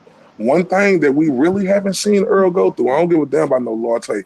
That was just a guy that was in Earl way, and he just happened to, being a boxer, caught him with one of them good punches. So that really don't matter because Earl just dominated that whole fight. We ain't seen Earl go through no adversity on this level. Because when fighters go through, that's what thing you want to see out of your fighter. When a fighter go through adversity, how a fighter gonna react when he get hurt? What is his corner man gonna be able to tell him to come out there and do? Oh, hold up. Because what we done seen out of Earl, we done seen everything go Earl way. How's Earl gonna react when things not going his way? What is he gonna be able to do then? Is we gonna see this guy be able to make adjustments? Because on some real shit, we ain't never had to see Earl make no adjustments. So that's in my opinion, that's the only thing that we ain't seen yet. So that proves that we haven't seen everything from Earl, sir. No. What I'm saying, but it's not. But look. This is my thing. It's not Earl's fault that we ain't on this level. Like we said, we did see Earl get hit by Larte and get hurt, but that really didn't count because that was just a guy who Earl was supposed to be, and he was D just. Said he got hurt when he fought Brooke. If he was hurt, I didn't see it. That's what D said in the chat. Yeah, I'm like, did he get hurt by Brooke? I didn't see that. I didn't see it either. But like I said, but Black Horse. D, you welcome to get your double talking ass up here, bro. If you want. But Black Horse. Yo, how's everybody doing today, man? What's up, Corey? What's up, y'all?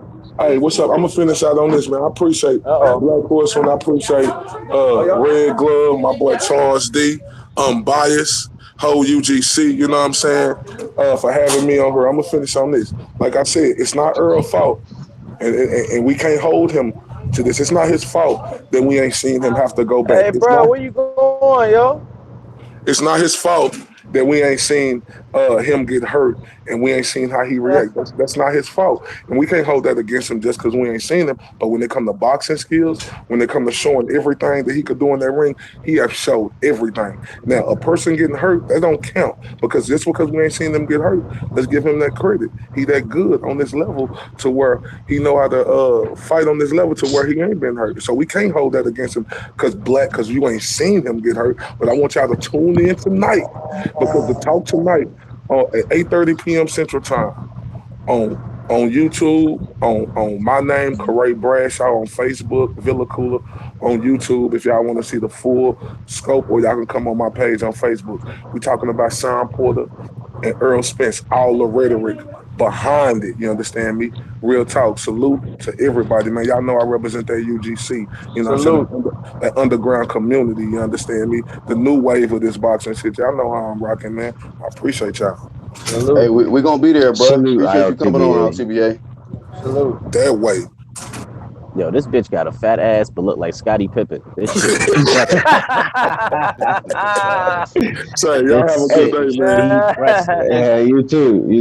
Hey, TJ, man. Real quick, I just want to say this before I forget, and this is way off topic, but don't y'all feel like Andrade is like the Dennis Rodman of boxing? Oh my God! Isn't he starting to look like that? They hating on him because he ain't popular. They hating on him. No, let's break this shit down. Yo, Boo Boo is a whole weirdo, man. How you not get that, man? This nigga Red is throwing shots, bro. Jaleel, jump on the bandwagon. Jaleel, I'm not. Jaleel, hold on, Jaleel. I need you to understand something. I need you to understand something. Hey yo, Black, you gotta do the bell, yo, for the ring jump. Jaleel, you gotta sit down and be humble real quick. Let me explain to you. I like Boo Boo. I'm not taking shots at him, but you can't tell me that you don't see similarities. I'm not talking about in the ring and performance. I'm talking about both these dudes like to cover their hair. Both these dudes like to get piercings in weird places. You don't see that? I don't look at him like he do. I don't look at him like that. I mean, that's his person. I don't be staring. That's very apparent, Jaleel. You like the double talk. Staring at the nigga like very that. Apparent. He do. I don't stare at nigga. When it's convenient, you don't like to look at that stuff, right? Double talking. Double talk. That's why you the new age cupcake, and that's why I eat you up. Yo, who's the new age? Who's the cupcake? Oh, Bro, oh my one God. day. This dude called a grown man a cupcake. Oh All my. right, let me explain to you, Corey. Let me explain to you, Corey. Oh my God, yo. I can't take credit for that because that was Mr. LTBA that came up with that. What He's if I calling. what if I walked Nigga into, called him yo? a cupcake. What if I Well, walked this is what into, yo? happened. This is what happened. Yeah, you might as I, well call this Charles nigga D, sugar you hey Charles D, you feel what I'm saying though, dog? LTBA has been calling him a new age. He's been calling him, a new age dude just because, his point of view on boxing. He thinks all these current era fighters are better than any of the greats, apparently. So, Yeah. You got a but lot of then Mike one Tyson. day, You got a lot of then Mike one, Tyson fanboys. It's hard. You can't deprogram a Mike Tyson and fanboy. It's all good though. Hey, so when you finish, I got to bring Corey up to speed with the you're topic. programmed with. Thank Oh you, yeah, go Black. ahead. Let's bring Corey up to speed. Let's stay on Thank, topic. Let's bring Corey up to speed. thank you, Black. So All right. first things first, man. I saw Tyson Fury, man, footage. First, shout out to you, man. Your morning Okay. live stream. Salute to Corey Lee Boxing, all the Corey Thank Lee you, man. Boxing military branches. Shout out to all them niggas, man. But niggas that's got their scopes sniping, Yeah. But I saw Tyson Fury, man. He looking like a whole different type of fighter now, man. I Yeah. think the weight Yeah. loss, the speed, the quickness, everything is just seem like it's hidden right now. He's sitting on his punches. Yeah, well, we're gonna find out this weekend if he's doing that. But Yeah. I think that Yeah. he almost looked unbeatable. I know I'm kind of exaggerating a little bit, but I Oh. ain't never seen a heavyweight look as fast as he's looking, like at least Uh-huh. in a while. Yeah. So what's your thoughts on that? And then also I want you to give us your thoughts on Mikey Garcia saying that Sergey Lipinets punches harder than Errol Spence. Is this trolling or is this true? All right, man. First off, I want to say shout out to everybody, man, that's on the panel. Everybody that's in the comment section, man. You guys for supporting the show.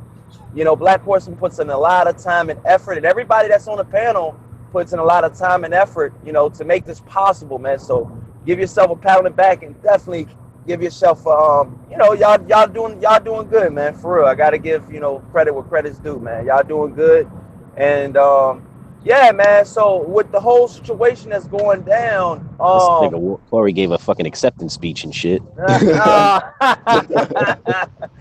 Yo, yeah, but so with the Tyson Fury, man, I'm gonna be honest with you guys, man. Yes, he's been looking good. But the only thing is, that's just mitt work and that's just training. We gotta see how Tyson Fury looks, in an unbiased, way.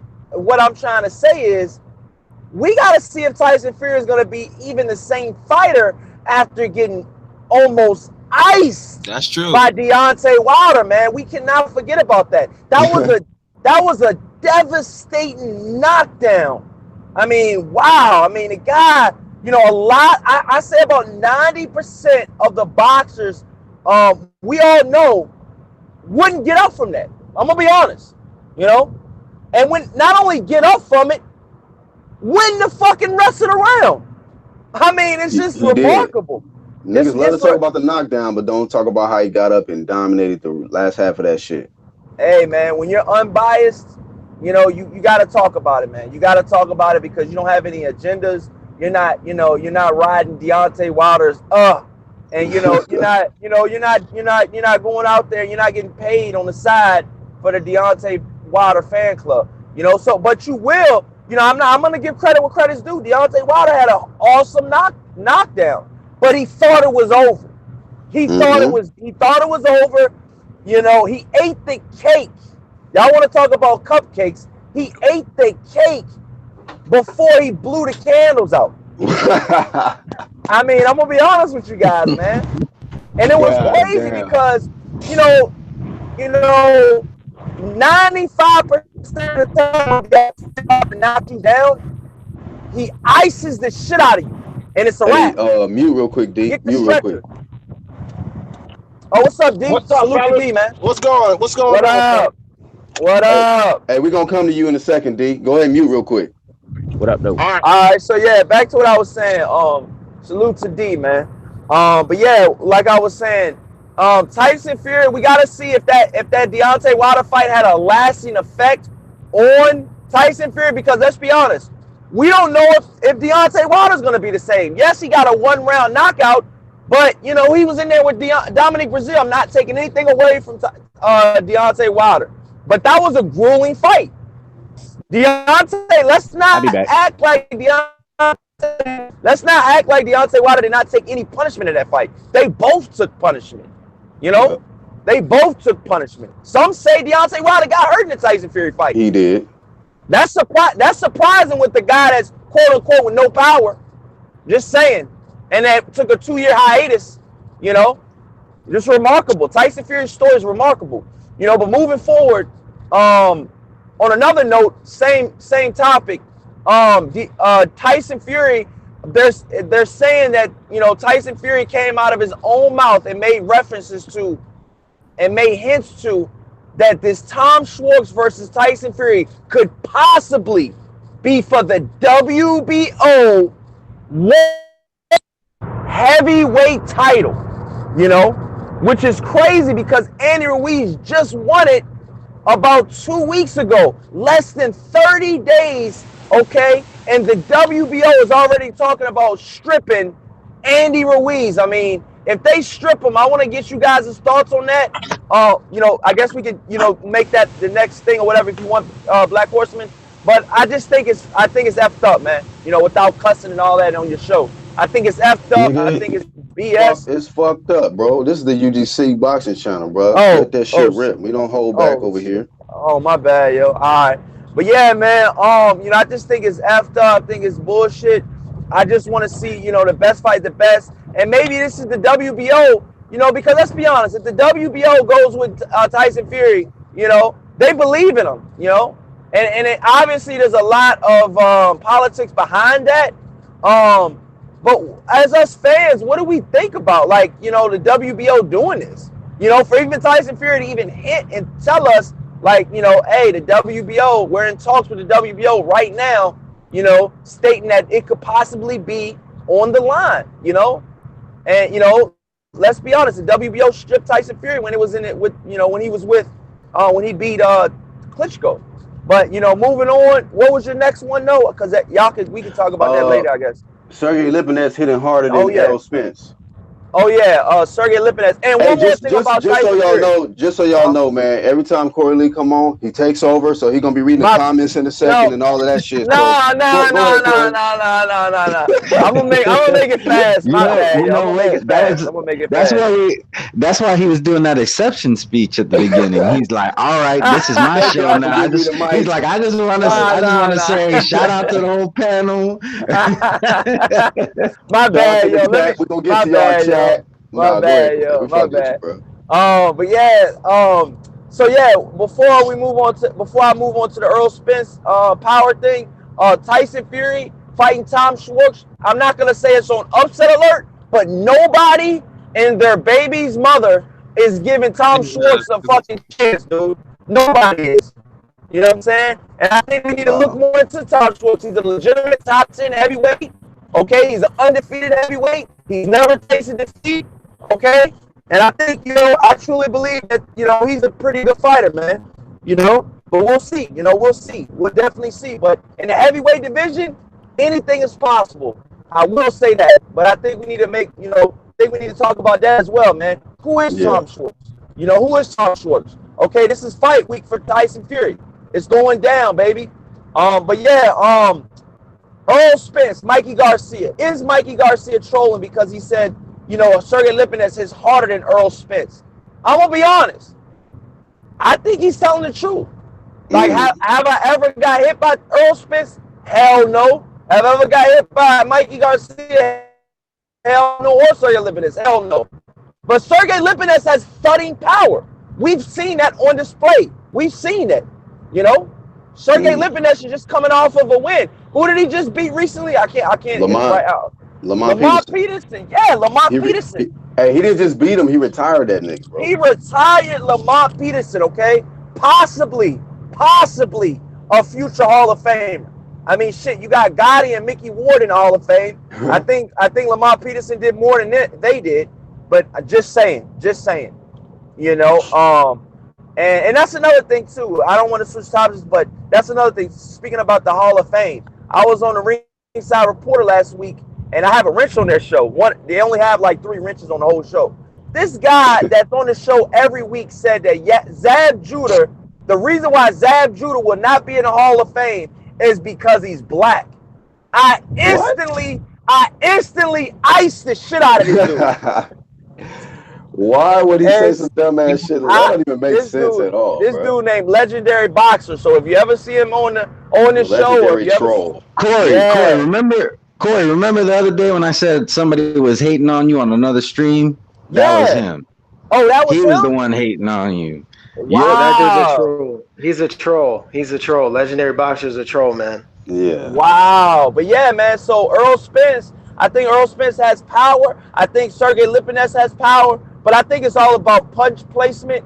And I think it's all, but you know, Earl Spence has been hyped up to be this super boogeyman, you know. But I'll let you guys rip, man. I rip for about 5-10 minutes straight and let you guys rip. What are you guys' thoughts on everything? Go ahead, man, Black. Well, let it be known, Corey said it right here on UDC Live that Errol Spence is hype. So we're gonna move on from that. Nah, man, what the fuck? yo, this dude Black, yo, what the fuck? He said Errol Spence is a hype boogeyman. You're gonna have all the goddamn trolls on my channel, bro. Get the fuck out of here. I'm trying to bring the traffic to your channel, fam. No, go ahead. Man, yo, this dude, man. Hey, Black, I don't know if you know this. D said he needs another invite. He said he hung up by mistake. Man, he got that fucking, Honolulu wireless and shit. What the fuck? All right, I'll get a link out to him though. But let's see. First, you was talking about, hey, as far as that WBO shit, man, that shit. But now this is why what I'm do you so guys mad think about? What do you think about that, Black? I mean, how do you truly feel about that? Regular Militant, Charles D, everybody in the chat, in the panel, man, how do you guys feel about that? You know what? I'm mad that they would strip Ruiz just to favor Tyson Fury for the belt. Now, I have been saying, I'm probably the only one that feels this way. I feel like if you're an lineal champion, you need a strap. You need something that to symbolize that, you know, that status is worth something. To validate it is what you're saying, right? Yeah. Like, make some kind of lineal strap or something. That way, it can, you know, it can mean something. It can actually, when somebody say lineal champion but they don't have no belt, people don't respect them for some reason. So they need him to have a belt, but I don't think that you just strip Andy Ruiz, who just got it, you said 2 weeks ago. I mean, it's crazy. And then, you know what I mean, it's like you penalizing him for winning and shit, like, and just to favor somebody else. But what makes me more mad about this whole situation is that when you look at the boxing rankings, Schwartz is at the number 2 spot. Fury's at the number 3 spot. You're going to put that belt as vacant for their fight, but you don't even consider Dillian White, who's at the number 1 spot. He continually keeps getting fucked. No for what? The WBO? Yeah. He's the number 1 for WBO? Corey, this nigga is number 1 in the WBC and the number 1 in the WBO, and he cannot get a shot at no strap. Oh, wow. He's going to be the longest reigning number 1 contender in heavyweight history. Dillian White keeps getting the shitty end of the stick every fucking time. Why? It's like, if anything, like, he turned down the fight with Dillian White. He turned down the opportunity to face Dillian White, I believe, for the interim spot for the WBC, I think. And now he gets rewarded for ducking. You get rewarded for ducking by possibly becoming the WBO champion, bro. And he got rank over you in 2 sanctioned bodies. Dillian White is ranked higher than Fury in 2 sanctioned bodies, yet he cannot get 1 shot. Wilder's ducking him with his ducking ass, and then he can't fucking get a shot. He can't get a shot at the WBO. Like, man, like, this shit gotta stop, bro. Like, you're saying Wilder's ducking Black Horseman? Wilder is definitely ducking Dillian. Oh my! Let's look at his last 2 fights. Yo, Black, it just started snowing out here where I'm at. Oh my God! Yes, nigga, it's ice season, my nigga. Ice season. When you get ready to ice these niggas on this debate shit, Yo, shit, yo, this nigga Black got me tripping early, yo. nigga, ice season out here, bruh. You already know. Hey, Yeah, You know your Black, shit. Yeah. ice season, baby. Black. Yesterday I heard a certain somebody who's known for saying just a little bit of Peds, saying that he said that White ducked Wilder. Can you believe that White shit? Duck Wilder. White Who said Duck that? Boxing Wilder. Master? Hey, they can keep that little mild sauce heat over there. Yo, You want Jalik that the real leader, you flame? still there? Don't bring Jalik that the shit over leader. here. Yeah, I'm here. I'm here. Yo, Jalik the leader, you still there, dog? Yeah, I'm here. I'm here. Yo, as soon as I get on, you get quiet as a church mouse. You Nah. good? Oh man, my bad. All right, yo, go ahead, man. Nah, that Hey, does lineal. anybody on the panel disagree with me that Deontay Wilder's been Yeah, ducking Anthony? let me hear what Jalik the leader got to say, man. Since he Nah, said man, I don't claiming he's want the to leader, jump. man. Yeah, see, Uh, but look, Corey, he a Wilder fanboy, so he don't want to fucking yeah, he don't want to do that. Yeah, he a No. fanboy for real. Red glove I'm military. biased. Yo, What up? oh my god. What's good, man? Nah, Unbiased. Oh, unbiased. What's up, Hey, bro, my brother? what's your thoughts on that, Unbiased, man? This whole What's situation, up, man. unbiased? What's up? Dylan White cannot get a fair shake at. I mean, it's bad enough that they stripping Ruiz, so I mean that's fucked up. But you gonna make this shit Well, I'm not gonna say they're stripping him, but I'm saying they're definitely in talks. Just to be in talks, I think is disrespectful, in my opinion. That's just my opinion. But look, to I back agree. up what you just said, Corey. What'd you I was say, on. unbiased? I'm saying I agree because Tyson Fury shouldn't be rewarded for ducking the Wilder mandated rematch. And then why should Tom Schwartz get a shot at the title? What did he do? What were you saying, Black? I'm saying that to back up this whole talk about him being stripped. When he went to Mexico and took those pictures when he met the president and shit, Ruiz, they said we're here honoring the new WBA and IBF champion of the world. And niggas in the chat was like, well, what about the WBO? What about the WBO?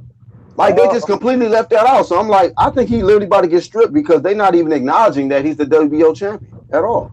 Hey, but you can't really be shocked at this because Bob Arum and Frank Warren, they always had ties to the WBO belt, so and the sanctioning body. So I'm not too shocked at this. Plus, you know, Eddie Hearn telling that trying to block the Fury fight. This is just like a power play from Bob Arum to strip Ruiz of the WBO to get back at Hearn. Man, Bob Arum has been doing some shady. I mean, I guess that's not new. He's no stranger to being a shady character. But first this thing with the light heavyweights, then he also made a statement saying that Anthony Joshua could never regain respect after his loss, even though this guy has seen Muhammad Ali and Mike Tyson and other fighters who had their respect intact after losses. And then you got, behind this shit. Oh shit! Oh shit!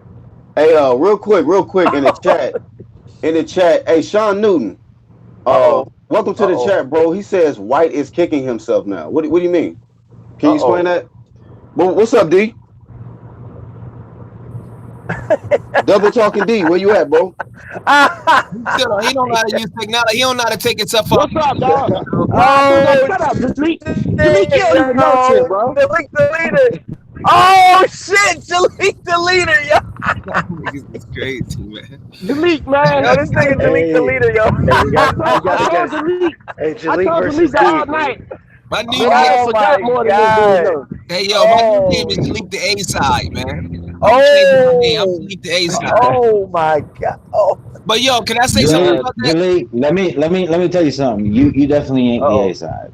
I'm sorry to be the one to break it down to you. You're not the A side. Hey, can I say something about that WB? I was on here I forget when it was, and I was talking about the lineal is for only nerds. Nobody cares about the lineal, and that's true. They can't market the lineal. The lineal championship doesn't have no fucking leverage when it comes to building it. It's not in the best interest for the promoters to have an undisputed. It's obvious. It's so obvious. It's better for them to have 4 different guys with belts so they can control the control the chessboard instead of having one guy with all 4 belts. It's all about business and money. That's why they All all right, Yeah. all right, Jalik, those are some really nice facts and everything, but how does that make you the A side in debates? Like that sounds real nice right now, but when Yo, you're this Hey, yo, debating is I never, people, oh you my lose. So god, how yo. you delete the A side? You listen, know, I the never other said day, that thing D ever. Jefferson taught you a new word, zealot, and then all of a Yo. sudden you want to use the word zealot all over D Jefferson. You're not the A side, Jalik. I'm sorry. You a good sparring Oh. partner, but you're not the Oh. A side. Shout out to Oh, Red Glove, man. Spark. How that Do your man? thing, man. Shout out Hey, Oh to hey, my Red. I'm biased. god. I'm biased. How that man gonna call me a zealot and he ain't even know what the word mean? I had to teach the man the damn word. Oh. He Fuck. did. He taught him that word, and then Michael all of a Jordan. sudden, Jalik want to call D Jefferson a zealot. Hey, yo, I'm gonna We schooled say this you. before. What you talking about? Yo, I want to say this out. Listen, Michael Jordan fanboys and Nah, Mike quit, Tyson dog. Bye. fanboys, they started I fanboyism. sold my band. Michael Jordan and Mike Tyson, they I really started done. I the sold fanboy that bitch. craze. Okay, ain't like that. Yo, what's going on? Hello? What you say? Hello? Uh-oh. What happened? Uh-oh. Somebody got cut off? No, I said Michael Jordan and Mike Tyson, they started the fanboy craze. That's Nah, where it okay, comes from. look, we're gonna stay on topic. This nigga with that Michael Jordan shit. Yeah. All right. Hey, Black. Hey, Black. Let me touch. Oh my Hey, Black. god, Let me yo. touch that lip and yet Spence power thing, Go right? go ahead. You about to get bodied I put. again, probably. Go ahead. Nah, I ain't even gonna get bodied, nigga. Hush. I put that in the. I Oh. put that in the chat, right? Mhm. It's different, bro. It's different because if you look at that fight, with Lip and Yets and Peterson, and you look at the fight with Spence and Peterson, I mean, everybody know punching a nigga and hurting him upstairs is different from punching a nigga and hurting him downstairs. Spence Mhm. more of a body tactician. Lip and Yets was popping that chin, popping that head. Uh-huh. So you can say like, I mean, I will say that I've said it before. Spence ain't no knockout puncher. Like he's not gonna come upstairs and hit a nigga in the temple or the chin and knock him out. He gonna break Mhm. him down. But is Lip and Yet's body work harder than Spence? You know, you understand what I'm saying? Is his power downstairs tougher than Spence, or is his power upstairs tougher than Spence? You Okay. understand where I'm coming from? I I don't believe that. know. I will say that Lip and Yet's upstairs. I would say that he hits harder than Spence. I mean, just look at what he does Wow. to guys. You know And what I mean? But that's crazy because Lipiness is coming from a smaller division. So let me ask y'all this. That's crazy. So real quick, D, if Errol Spence can't get to the body, he not stopping nobody. Is that what you're trying to say? Wow. you said, well, I'm not. I'm just saying that he I got mean, more of I'm a basically chance to saying put a that guy. his KOs rely on his body attack. If he can't be I am effective, saying that. I am saying okay, that for okay, sure all because right, he got to break a guy down. You know, right, when you break that body down, you make him drop them arms. You know, you hurt him. right. You make him move a little slower. So But he got to break a guy down. this is my counter to that. Anybody can be hurt to the body. Yeah, Anybody can be hurt to the that's body. true. That's So to true. me, I'm But gonna just say this: that to me, you don't really get power points for being able to hurt somebody to the body. But if you can hurt somebody upstairs, that to me is a testament of your true power. well, Because I'm not. because you can get hit to the body and nigga take a knee, like oh shit. But a nigga Hey, get hit upstairs and them legs is gone. hey, D, Legs I is got a gone. You question got power. for you. Go ahead. D, I Well, got a Black. question for you, and this isn't coming at you or anything. I just want to know what your perspective on this is. So, what is your opinion on why Mikey said what he said? Because he meant that shit. Mikey. Oh, you talking about the power? Yeah, About what he said looking at about power? Spencer, yeah, and Lipinets. Honestly, bro, I believe Mikey was telling the truth. He felt Lip and Yes power was more because look, again, it's just like what IOTBA LTBA. said when he came here. He Yeah. was like, Io. Spence went in there, IOTBA. No, he was like Spence went in there Mm. and basically was boxing the man. You know what I mean? Lip and Yes went in there, he was trying to hurt Mikey. He was putting them punches in his face. You know what I mean? Spence was peppering him, dancing around him, showing the skills that everybody said he didn't have. Lip and Yes was coming there trying to put Mikey down.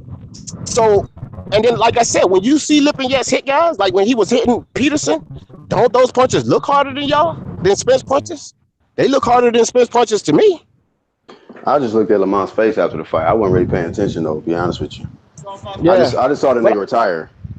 right, but then I heard y'all say that too about how Lipin. I don't agree that a dude that gets stopped, right? I can't agree that a dude that gets stopped is any more impressive than a dude that quit and ain't ready to come back out. Because that's what happened with Peterson. They said, nah, he can't do no more. He can't take no more. So how do you get beat down to where you can't even continue? But that's not as impressive as somebody stopped. That's just, to me, No, I mean, it's they're impressive. We're both a not saying really that. good beatdown. They're both a really good fucking beatdown.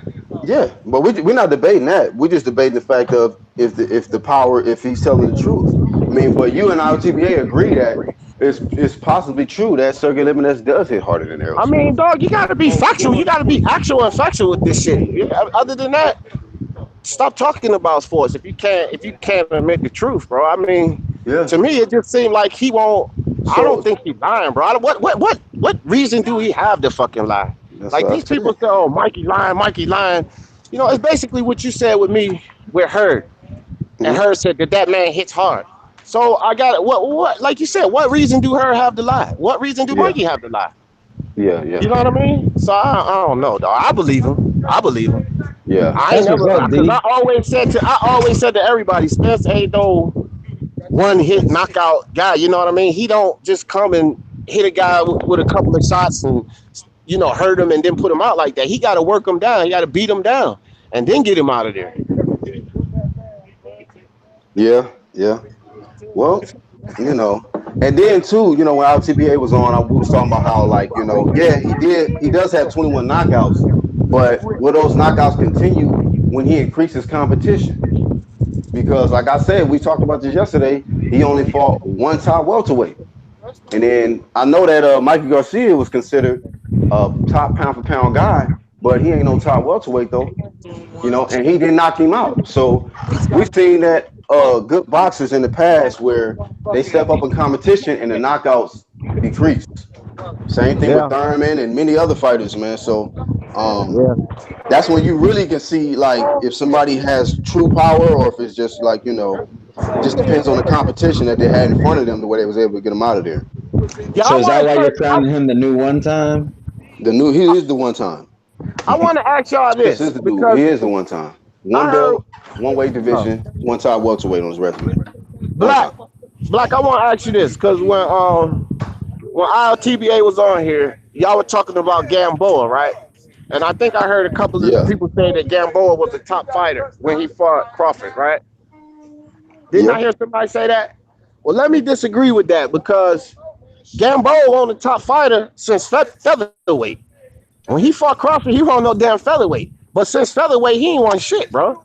He wasn't no top fighter when he fought Crawford. Only Well, he time he moved was a up. top fighter. Only time he was a top fighter, had any belts, or really showed a whole lot was that featherweight.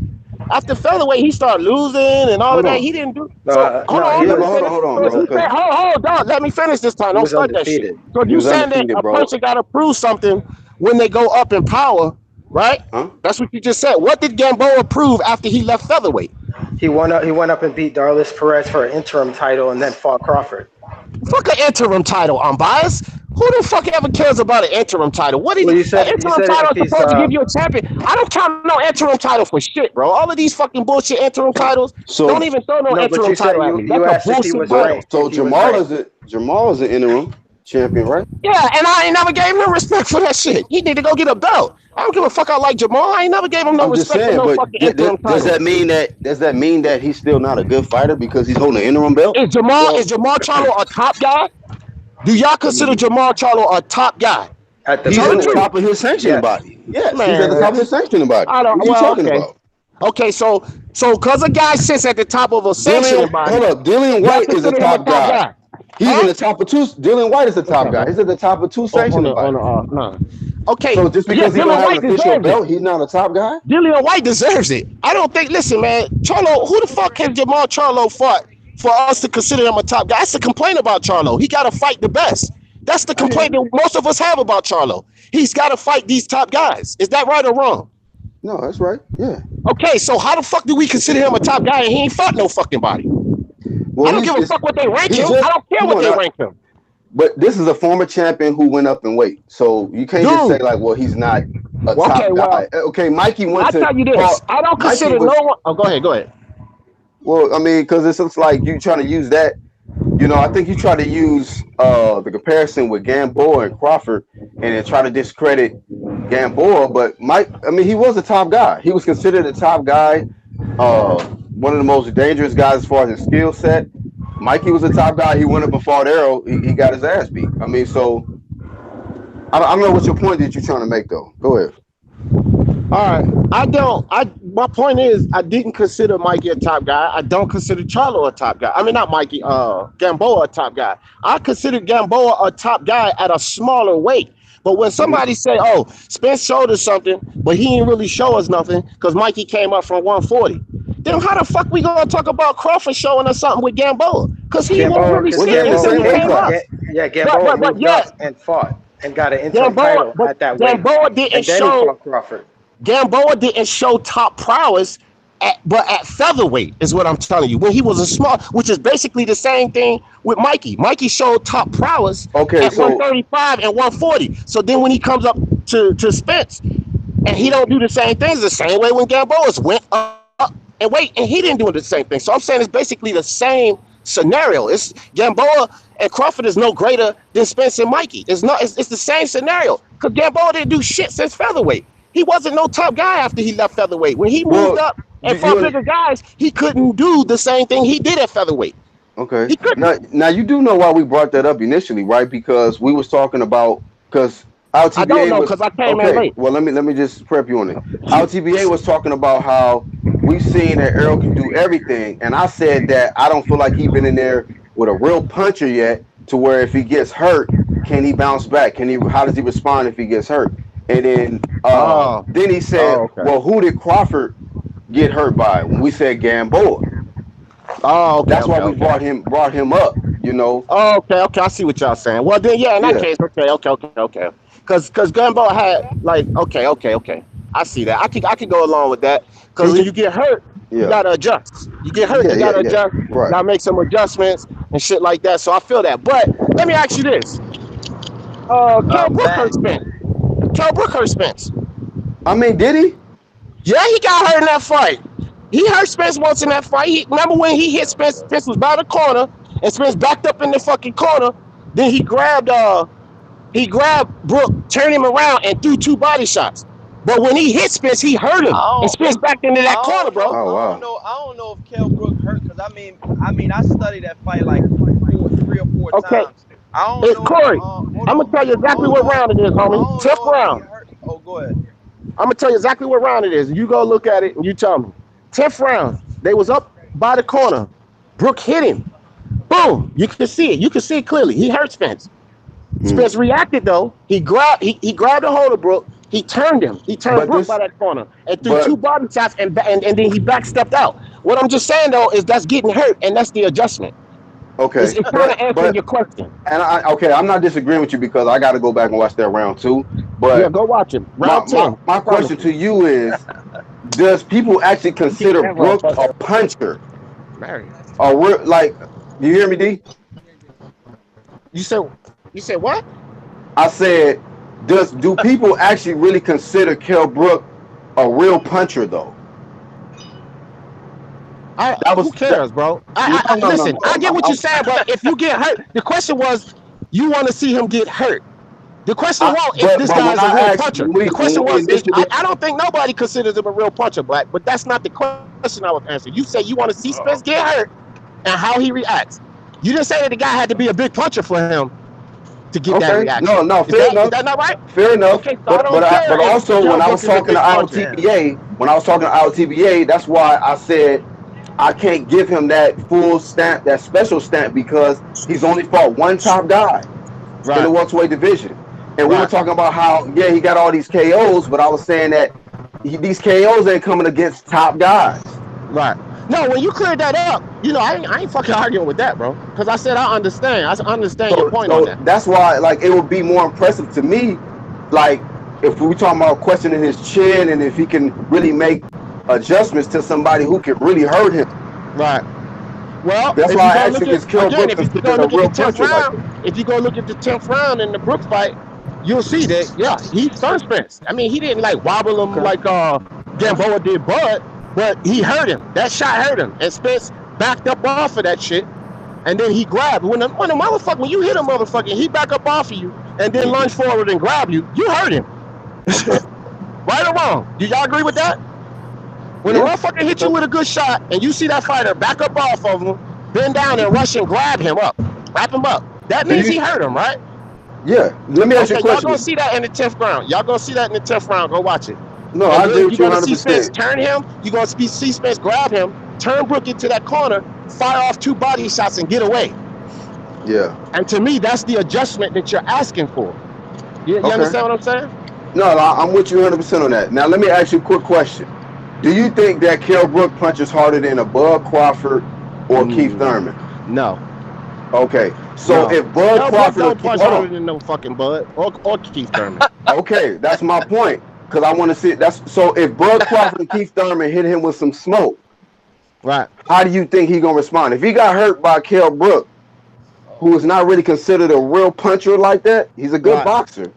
Right. Do you think that he gonna respond the same way? I'm not trying to discredit Errol, because you're right. You said he made an adjustment after he got hurt in that 10th round. Right. But do you think he can make that same adjustment, getting hurt, getting punched by somebody like a Keith and a Bud Crawford, guys that's known to hurt people? Yeah. I'm gonna tell you why I believe he can. Because if you watch Spence, his athleticism first, but his step back, bro, he got a hell of a step back. He got a hell of a parry. He parried a hell of a punch, and he got a hell of a step back. And he keeps that weight transition to that back leg where it's supposed to be, so that he can lunge back forward and pop you with that power. So who he transitions that weight? He transitions that weight good on that step back, and it's an excellent step back. So D, who you got winning this Sean Porter, Earl Spence? And how? Man, I already said that. Earl Spence is gonna beat Sean Porter like a drum, like a drum. Oh shit. Okay. I've been said that. I've been called that one. Beat him like a drum. As soon as he done cycling and signed the contract. No, I'm kidding. Yeah, right. No, we said that too. As soon as he cycle off them PEDs and sign, then he gonna beat him. And no wrong, Corey. Would you like Spence? You don't want to believe he sucking that juice?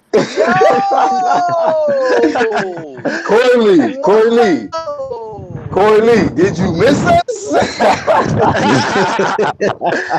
nigga, I'm a Spence fan, but I bet you he's sucking on some juice, nigga. Don't get me twisted. Fuck that. Hey, man, it just looked too suspicious out here, Corey Lee. We ain't trying to hurt your feelings, fam. Hey, man, what the fuck is the hold up then? If he ain't sucking on no juice, what's the hold up? Everybody tell me that, please. If Spence ain't cycling off of PEDs, what the fuck is the hold up, bro? Wow. The only other thing I could think of is he needs to do fat camp as well. That's the only other thing I could think of. No. The only reason I'm not gonna give him no break on that. They got shit out there to help you lose weight, nigga, in like 2 weeks. You better ask Billy Joe Saunders. Yeah, they do. They do, but check it out. I ain't giving Spence no excuse on that one, bro. Because he been blowing up and getting back down to size. He been doing this. He been doing this whole time. I'm a Spence fan, bro. I've been even accused of being a Spence fanboy. But I'm gonna keep it 100, bro. What the fuck is the hold up? What's the hold up, bro? Like, I can't give that man no break for that. Listen. Watch this. This nigga Corey, we gave you some content, man. He gonna be like, UGC out here saying this nigga on PEDs, man. UGC out here. Hey, we want all the smoke. Hey, well, I'll tell y'all this. Send all them motherfuckers to me. Send them all the smoke. Y'all can put it out in the air. D. Jefferson said. We gonna send them to D. D. Jefferson said that Spence might be cycling off them PEDs, and I don't care who come my way. Y'all know I take all smoke. Send them on. Send them on. Because here's the thing, bro. You get on Fight Hype as Errol Spence. You get on Fight Hype and talk all this greasy shit. And then you say, now after I go get that strap, then let's see if it's 50-50 talk. And then you turn around and walk away like you said something. Well, go get the fucking strap then, nigga. What you waiting on? What you waiting on? Is this true or not? I mean, do y'all agree with that or not? I'm gonna tell you like Kenny Porter said. You need to get your guy Mr. Smoke to start a contract, bro. Get your guy Mr. Smoke to sign a contract. Yeah, man. Yeah, man. Hey, but you know what D just admitted though? You know what D is letting us know? He's a super Errol Spence fan, but he's okay with him doing PEDs. Oh no!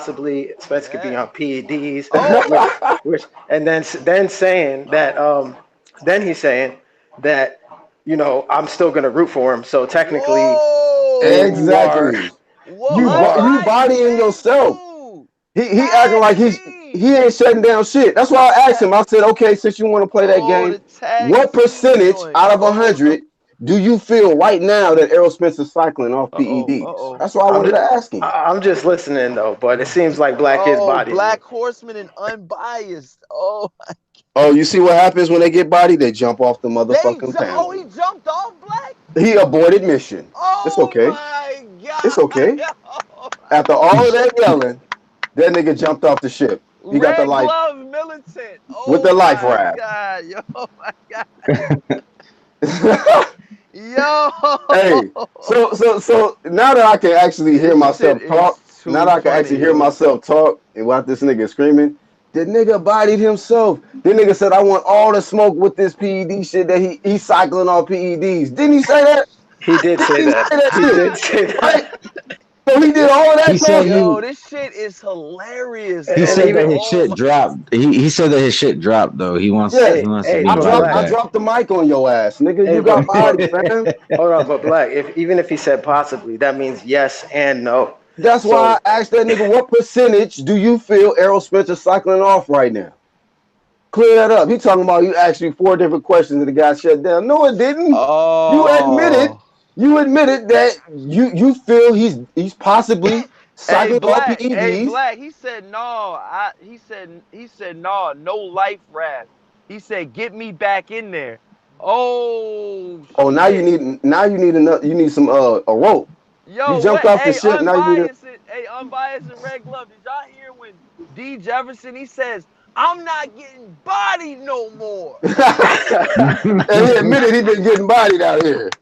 The confessions. This is confessions of D. Too hype, yo. Y'all gonna make me change the title. D Jefferson exposed. Hey, D, keep this between you and Black. I already bodied you. I'm just trying to listen right now. This is entertaining. Unbiased. You bodied Jefferson? My nigga, I ain't even threw a right hook or uppercut. I just throwing jabs, bro. And I'm winning the fight easy. Fuck, bro. The debate is win easy. This man said that he believes that it's a high chance that Errol Spence is cycling off PEDs, and I asked him, who are you picking in the Errol Spence-Sean Porter fight? You said Errol Spence. You're okay with this, sir. Let's get you back on. So you can body yourself further. Well, while you're getting him back on, I just want to explain, for anybody who doesn't know, here in the UGC, we are Vada or Nada.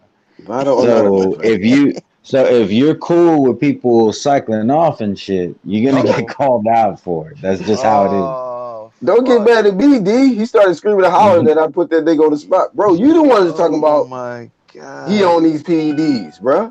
Talking about what is the delay? What is the delay? Yeah. He did say that. What is it, bro? You're right. You're right. That is suspicious. But you're picking him and you're rooting for him against Sean Porter. So Hey, bro. There you go. He about to electrocute the live stream. I know y'all hear all that noise. I'm in the work truck, bro. That shit gonna be too loud for y'all, bro. I'm gonna hit you back though. I'm gonna get back in that ass. Yeah, man. Nah, you ain't getting in the shit, nigga. Yo, D, what's that, D? He about to electrocute the whole live stream. That bullshit. Yo, D, is that there go D right there? Yeah, then he left. Nah, he was saying that he was he need to go regroup, man. He got to go regroup, man.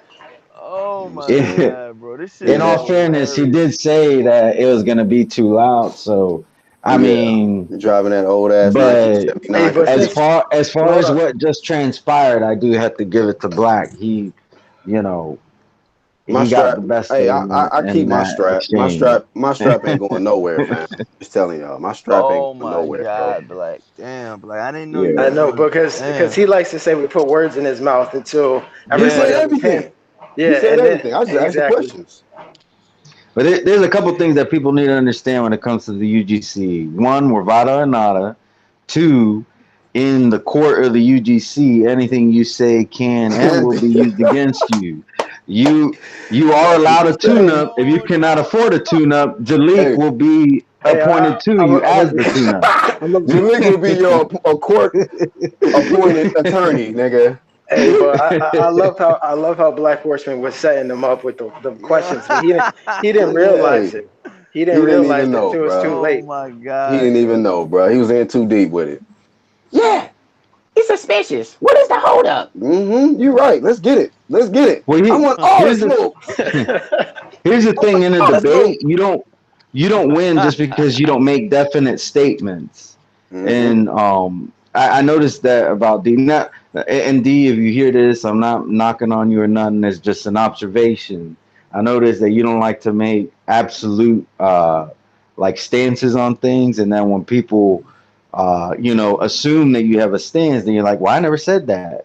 So when we start questioning you, that's because we're trying to get exactly where you stand. You leave a Exactly. lot of room for Mm-hmm. for gray areas. That's what he does. He says possibly, and like when he was talking about Earl Spence's defense, he said it's about hit and not getting hit. Then I gave a term of defense, which is head movement, and he said, "Oh, I never said that." Well, you didn't say anything, so I'm Right. giving. You left it open for interpretation. That's what I did. Mm-hmm. You got to be thorough when you get on this motherfucker, man. You can get beats. You mean we can get you so many different ways. But hey, he let it be known that Errol Spence is a high possibility he's cycling off PEDs, you know? And I said, so you okay with that? No, I'm not okay with it. And I asked him, I said, so who are you picking in the Errol Spence Sean Porter fight? He said Errol Spence. I'm like, okay, well, you just let us know that you feel he's cycling off PEDs right now. You said you wanted all the smoke with that, right? And then you turn around and said that you're going to pick him. You're rooting for him in the Errol Spence Porter fight. You willing to root for a guy who's possibly cycling off, sir? Hey, That's what you just told us.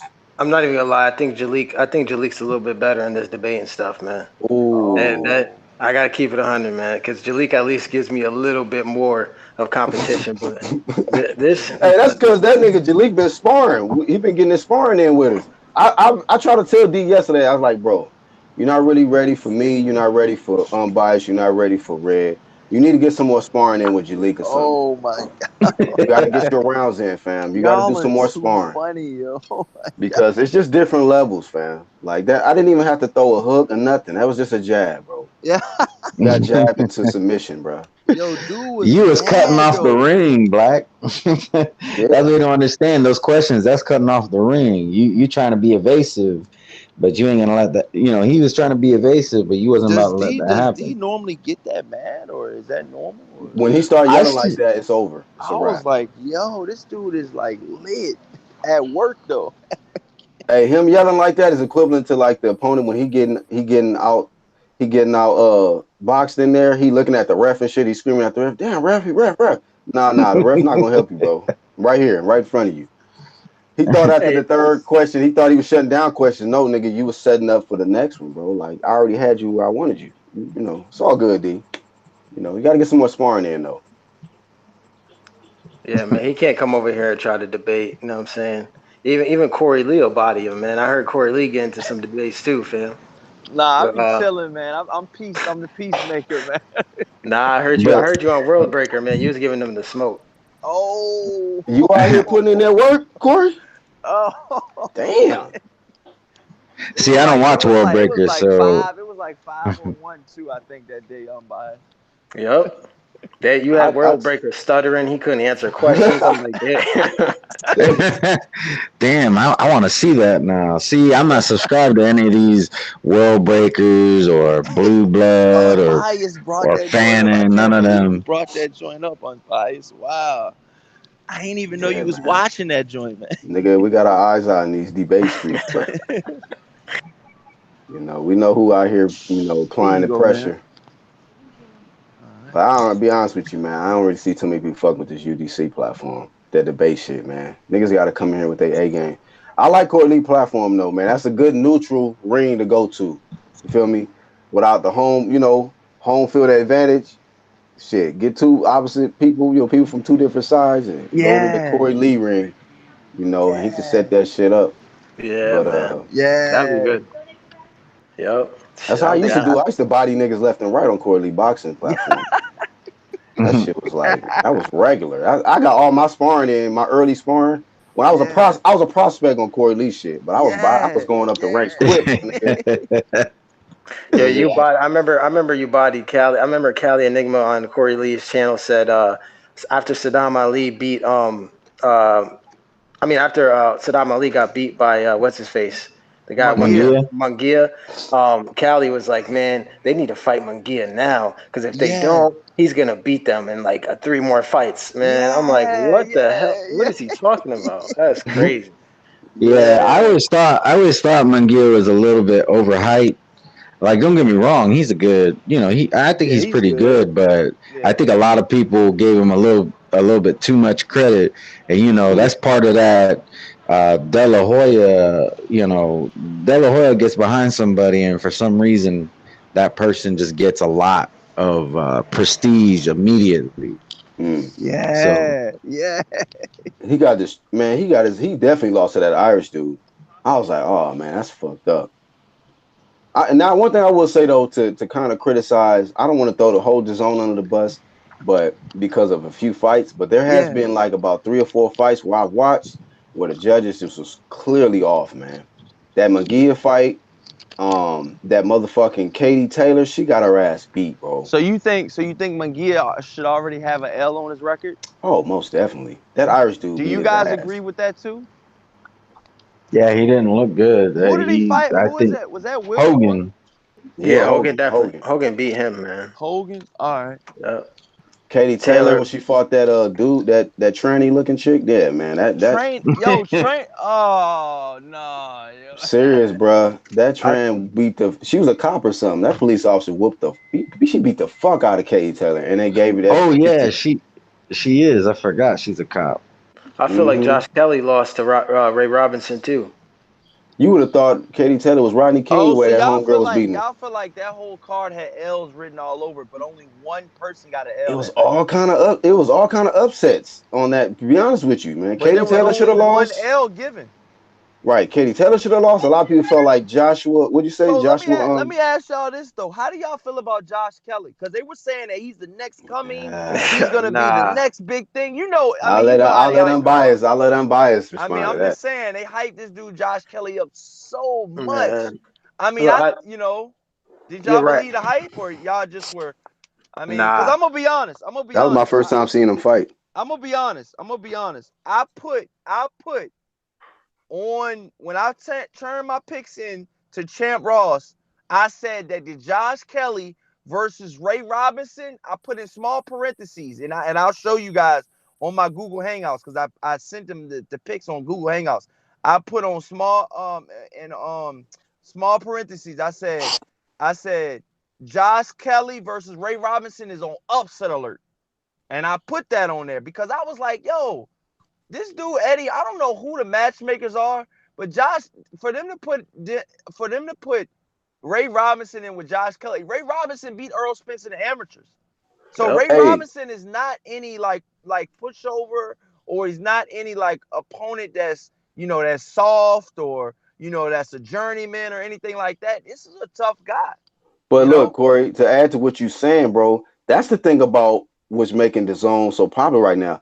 Eddie ain't protecting none of these motherfuckers, bro. He throwing these niggas in there with that smoke. Like, no, he is not. Who? I said no. Eddie Hearn is not protecting these fighters. He's putting them in there tough. Yeah. So I mean, like that's you. I agree with you 100%. Like he throwing these guys in there with tough competitors out the gate. Like he not trying to protect them at all. I mean, he could have picked, like say for Joshua when Miller popped, he could have got any light touch out there. But he picked fucking Ruiz, the biggest threat, the second best threat. Yeah, he could have put him in there with like Malik Scott. He could have put him in there Hunter. with like, Hunter. Anybody, bro. Anybody. I mean, but he put him in there with fucking. Takam would have been ready because Takam was supposed to fight Usyk. So he could have put him in there with Takam. But you know why that wouldn't have worked out? Because it's his American debut. He needs somebody who's American for that shit to really, be what it was. I mean, it wouldn't even make sense that in this American debut he fight like Dillian White or or Takam. These guys not even American. Mm-hmm. So that's how that went. Chris Areola or something. Oh God. Yeah. Chris Areola's ready to fight Gwanaki. I got Gwanaki winning, but Do you guys think Chris Arreola has anything left? Nah, bro. That nigga, Nah. he be slurring like a Nah. motherfucker now, bro. He punched. He takes too many shots, You bro. said he's slurring. Is he punch drunk? Yeah, I think so. It's time to almost hang it up. Hey, you know what though, man? What make me upset too? Because this is why I don't have no more patience for like a Ortiz or Wilder. But do y'all think Ortiz would have actually got that victory if he would have accepted that 7 million? No, I well, think I think his styles make fights because Ortiz is more of a plot. His feet plod, and Mm-hmm. he likes to pick his shots more. Ruiz, the reason why Ruiz won is because his hand speed was Speed, blinding. yeah, He yeah. didn't, AJ couldn't see what was hitting him. I think that's why I think Ruiz will give a lot of these heavyweights problems. That's, somebody with hand speed, it's even in the smaller divisions. If you got hand speed like that, you can't tell what is coming at you, especially if you got a good chin. Like if Amir Khan had a really good chin like Ruiz, he'd be Mm-hmm. beating everybody. You know what I'm saying? Because Yeah, you're not yeah. seeing things coming at you. I mean, my reason for bringing that up is because I mean we gave a lot of smoke to Wilder because that Wilder could have been fought AJ and possibly be undisputed already, but Ortiz turned down an opportunity. He could have possibly gotten there and been, what I mean, considered the. I mean, has there ever been a Cuban to be a heavyweight champion in the world ever? Shit, that's a good question. No, no, not that I can I remember. don't think No, so. no. This Luis Ortiz is the dumbest motherfucker ever, bro. Like that's why I'm It so wasn't mad. even Like I used to Luis be. Ortiz. It was his team. Team Ortiz is dumb as fuck. Them all them whatever. Team Ortiz, nigga. I mean, if he gonna allow his team to fuck him out, hey man, all them niggas need to be fired. All of them I niggas, mean, he's bro. ready to fight Deontay Wilder, but Oh I man, just think that this. the styles make matchups like Unbiased said, and I Mm, just think he would have had more of a winning chance against Anthony Joshua, in my opinion. mm-hmm. Yeah, I'm just Because saying, I like, go ahead. I, I agree because he already lost to Wilder. Why not give it a shot at the other champ? yeah, Exactly. mm-hmm. Right. I mean, you already fought the most dangerous puncher in the heavyweight division, so you can possibly just use your boxing ability and avoid the big shots from AJ. And you possibly could have, I still think if the fight would have got made, I still would have been picking Joshua. But hey, I picked Joshua over Ruiz, and Ruiz won. So it could have been like the perfect timing, being that he just got to the American soil, and that would have been the perfect time to pounce on him. But we'll never see that. Never see that. Ortiz fucked that up, man. But yeah, he could have possibly been the first Cuban heavyweight champion of the world. But instead, we got the first Mexican. The guy Trav in the chat says, I don't want to get bodied no more. I'm not a player. I just crush a lot. Trash stupid, bro. He says, Shout out to damn, Trav.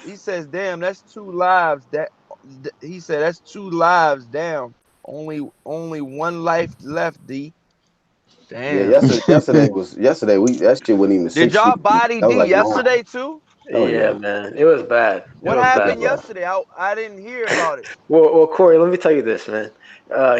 D said that he was trying to discredit Hurd, because trying to build up Spence, and I said Hurd beat better opponents. You know what I'm saying?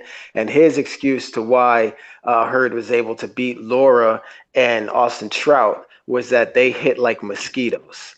He said mosquito bites. Mosquito bites. And then he went on to say Earl Spence has a good chin because he got hit by somebody like Emmanuel Larde, who has a lower KO ratio than Laura and Austin Trout.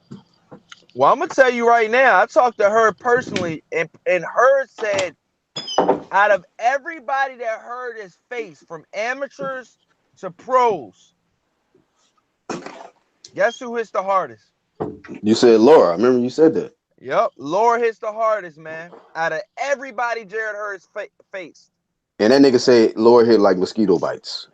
That's crazy. I mean, and that's crazy because that's another thing. A lot of these fans have their opinion, but they never probably even been in a ring, or they're just trying to push their narrative, Mm-hmm. on these fighters because maybe the fighter that they thought was gonna win did not win. He probably picked Laura to win that fight against her. I Now, don't Corey, know, but I'm Mm-hmm. just saying. So I got a question. When you heard that question, was that before or after he fought J Rod? Before. Before, Oh, yeah. it was before. Yeah. I'm curious if he would, what he thinks, because he may think that was a flash knockdown. Um, he could He be did telling get right himself up. that, or he legitimately. So I'm just curious if he still feels the same, or if J Rock has taken that place. Either either way, that debunks the whole mosquito bite shit because a nigga that he done been in multiple fights, so the mere fact that he said Laura's the hardest puncher, that mosquito bite shit is out. That's out.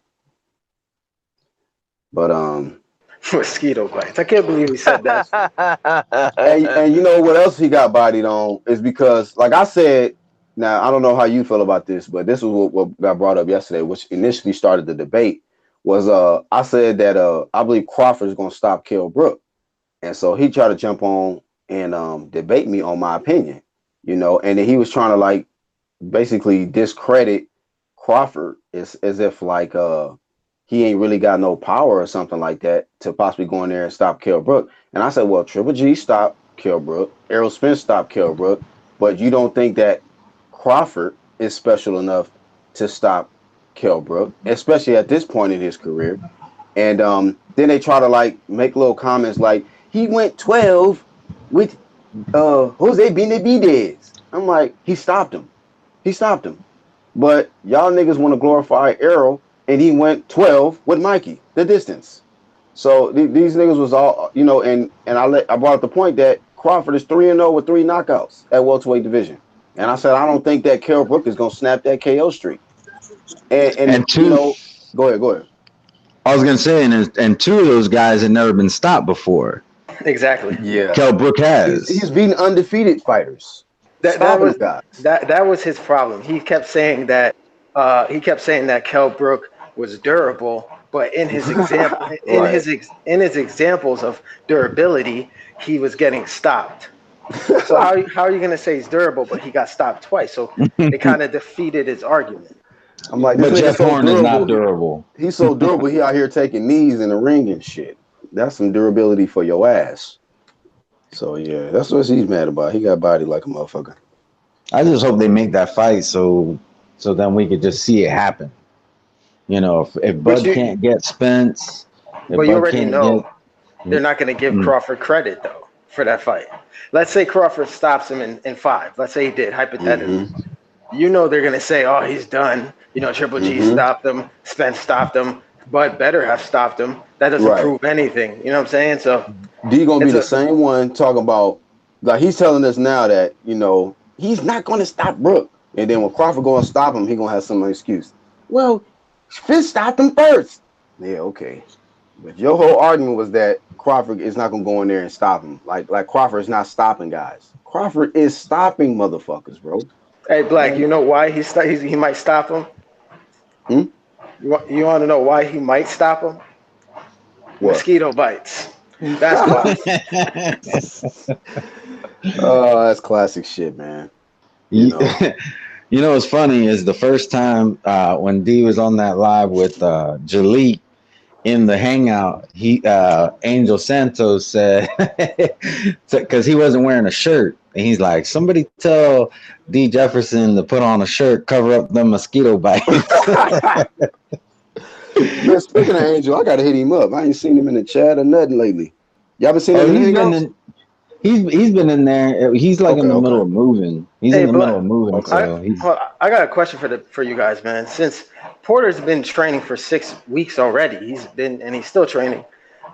I mean, isn't this detrimental for Spence to not be training right now and being in clubs and eating and being overweight? Not if he getting that good juice. This is all part of the plan. That's why I said, man, I wish he was some clean boxing program testing going on with all of this delay shit. Because with all this delay shit, yeah, Sean can be training, but he gonna be getting tested. But we don't know what the fuck Arrow doing. He MIA, he quiet. He got his trainer jumping in the comment section saying that we been signed the contract. And all that old shit. I'm like, okay, well, what's the holdup? What is the delay? You know, and if it is my thoughts is if it's a for sure you fighting Sean next, there's no reason why you shouldn't be enrolled in VADA right now. There's no reason. Yeah. You should have been started testing. Like I want to see something to come out to show that Errol Spence has re-enrolled in the VADA clean boxing program. That's what I want to see. That's what I want to see. This ain't no hate. I just want to make sure that they're on the even playing field. If Sean gonna get tested by VADA, Errol should be tested by VADA. They about to go into the same fight. They about to fight each other. It shouldn't be where Errol is, you know, he can use these USADA who got all these exemptions for shit that you can use out of competition, whereas VADA don't. VADA will stay on your ass. If he's been training for 6 weeks, guarantee you Sean been already tested. They done already pulled up skirt on this nigga and tested his ass.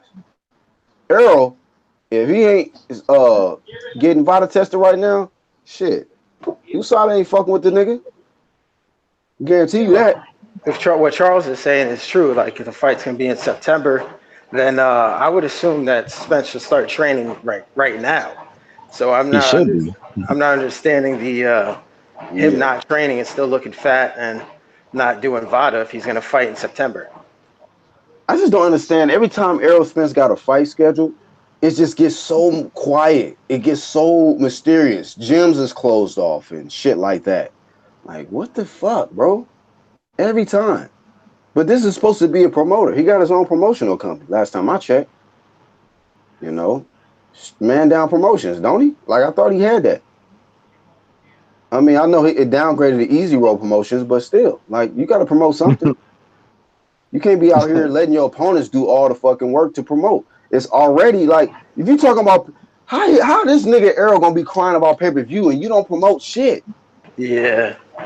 Right, you're right. Mikey did all the promotion for their pay-per-view, and it looks like Porter's doing all the promoting now, saying he didn't sign a contract, coming out and talking, making us interested in the fight. Yes. Like, this is the most non-promoting this nigga out here crying about pay-per-view. You're not a pay-per-view kind of guy, bro. You don't even have the personality, the character for that. Drink some Ciroc, nigga, then get out here and promote, bro. Do something. Shit. I have a feeling the fight's gonna happen, but it's not gonna be September. I mean, if he ain't training, if it ain't this year, bro, look, man. I think it'll be this year, but it'll probably. And my estimate with his behavior, I'm thinking more October, maybe even November. But I think it'll be by the end of the year. I agree with you. Probably like November, October, around there. Because if it's in September, he should be training right now. Wow. That'll be like 7 to 8 months from his last fight. That's ridiculous, man. Yeah, but that's on cue, because that's how, Spence usually takes those long periods, you know what I'm saying, to not fight. So Right. I finally I got around to watching the Fury video that you sent in the chat, and man, Fury looks sharp, man. I'm picking him to beat Wilder in the rematch. It's a 60-40 ratio for me, because the boxer usually does better, but he looks very sharp and crisp. And if he sits on his punches, he can probably stop Wilder. Because he's not gonna just be right there in front of Wilder like Dominic Brazil was to just get stretched. Like Wilder gonna have to work. He gonna have to set up his shots, man. He ain't gonna just be able to just hit Fury. Fury was like, maybe if like I think somebody said that. I don't know which one of y'all said that before, but he was in there clowning. Maybe if he wasn't clowning so much, he probably would have not even got dropped at all in that fight. But that's a dangerous thing about Wilder though. All 12 rounds, this motherfucker can clip you, and fight can be over. Don't matter how far up on the scorecard you are. One shot can end it. But it didn't end Fury. Didn't end Fury. I think that the rematch, we will definitely get the guy who should have been the winner from jump. It just sucks that the draw happened, and Wilder was able to maintain his title. He was able to maintain his title. They should, in a situation like that, man, if it's a draw, it should just be like, man, look, it's an immediate rematch. The belt is up for grabs. Like, you're not a champion because you fought to a draw. But I mean, whatever. It's just my thoughts on the I shit. agree. I mean, we all know Wilder definitely lost that fight. People want to say he didn't because of the two knockdowns, but even if you gave him the two knockdowns, besides those 2 rounds, I didn't give him any other rounds. I don't know. I don't know. I don't know, man. I mean, it was easy to score, man. I mean, a goddamn beginner's score person, beginner's judge can see who was clearly winning the fucking fight. You know, like I said, if you take the knockdowns away, bro, it's not even a close fight at all, at all. It looked like a pro versus an amateur or a pro versus a Like Canelo prospect. versus Floyd. Yeah, yeah, he was getting schooled, bro. He was getting schooled. But I think that Fury right now, man, he's looking like a whole different type of fighter, man. Like, those first two fights that I seen before he fought Wilder, I was like, oh no, he gonna get stretched. And he got in there with Wilder, and I said, what the? And I was completely shocked, man. I was completely shocked. Like, I don't know if I was more shocked at Fury's performance versus Wilder after those two fights I seen him, or more shocked over like maybe Ruiz going there and AJ. I mean, because we knew Ruiz was like, and the thing about it was I had never watched any before those two fights. I had never seen Fury fight before, so them two fights really threw me off. I was like, ain't no way he beat Wilder. He gonna get stretched within 3, and that man went the whole 12 and was embarrassing Wilder, man, embarrassing him and hurt him. I don't give a fuck what nobody say, man. He hurt Wilder in that fucking fight.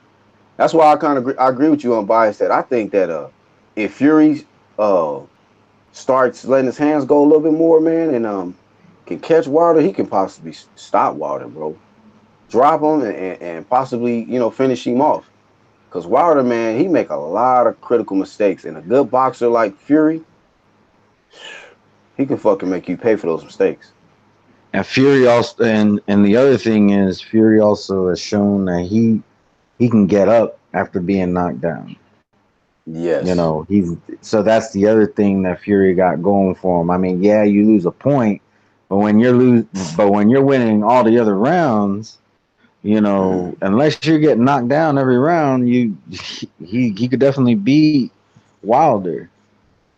Yeah, man. I think in a rematch, he'll probably try to break Wilder down, go to the body. Like, he gonna probably work his way on the inside, kind of like how Ward did more on Kovalev. Like, he fucked up by staying on the outside a little too much. But in the rematch, he was right in his chest.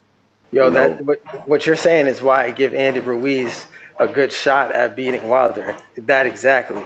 Because Ruiz, to me, it looks like he has good ring IQ. He took away AJ's jab. He made it. He made the fight close quarters or mid range, which he's clearly better at because he's faster handed. So his punches will land first. So I mean, versus Wilder, he could pretty much do the same. Yeah. Yeah. I mean, and then on top of that, like, the difference between, like, say, Joshua and Ruiz said that he likes fighting taller fighters. He has a lot more experience fighting taller fighters, whereas AJ had little experience. Like, he hates fighting shorter fighters. He let it be known before the fight he struggles with fighting shorter fighters. So you got a guy who has no issue with taller fighters going in there with a guy who got issues fighting shorter fighters. So it was already an advantage from jump. Yep. So taking a jab away from a taller fighter was nothing for Ruiz. But I guess adjusting to the shorter guy in front of you with that fucking hand speed, like, oh man. I like the way Ruiz is talking too now. He's saying he wants Wilder next immediately. He's going to destroy Wilder. I like that. You know what I'm saying? Because that to me is like, all right, he got the belts. Now he wants to unify. Maybe Ruiz being with Bob Arum for that long, maybe they imprinted that legacy in his mind. And now he's going to go to PBC and collect all the belts and be the first undisputed Mexican heavyweight champion.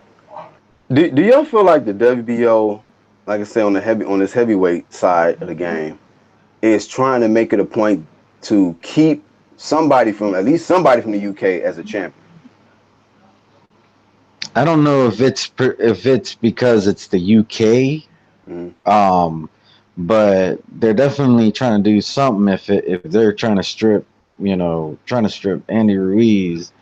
I mean, you look at the timing of it, because AJ was the UK champion. He had all 3 straps. Now all of a sudden he just got the belts 2 weeks ago, And now the WBO is like, oh shit, fuck that. Let's go after the next top dog in the UK and put that fight over there for Fury and shit. So I'm like, I don't know. It just seems like this WBO in this situation have. I mean, then y'all brought up the Bob Arum shit, you know.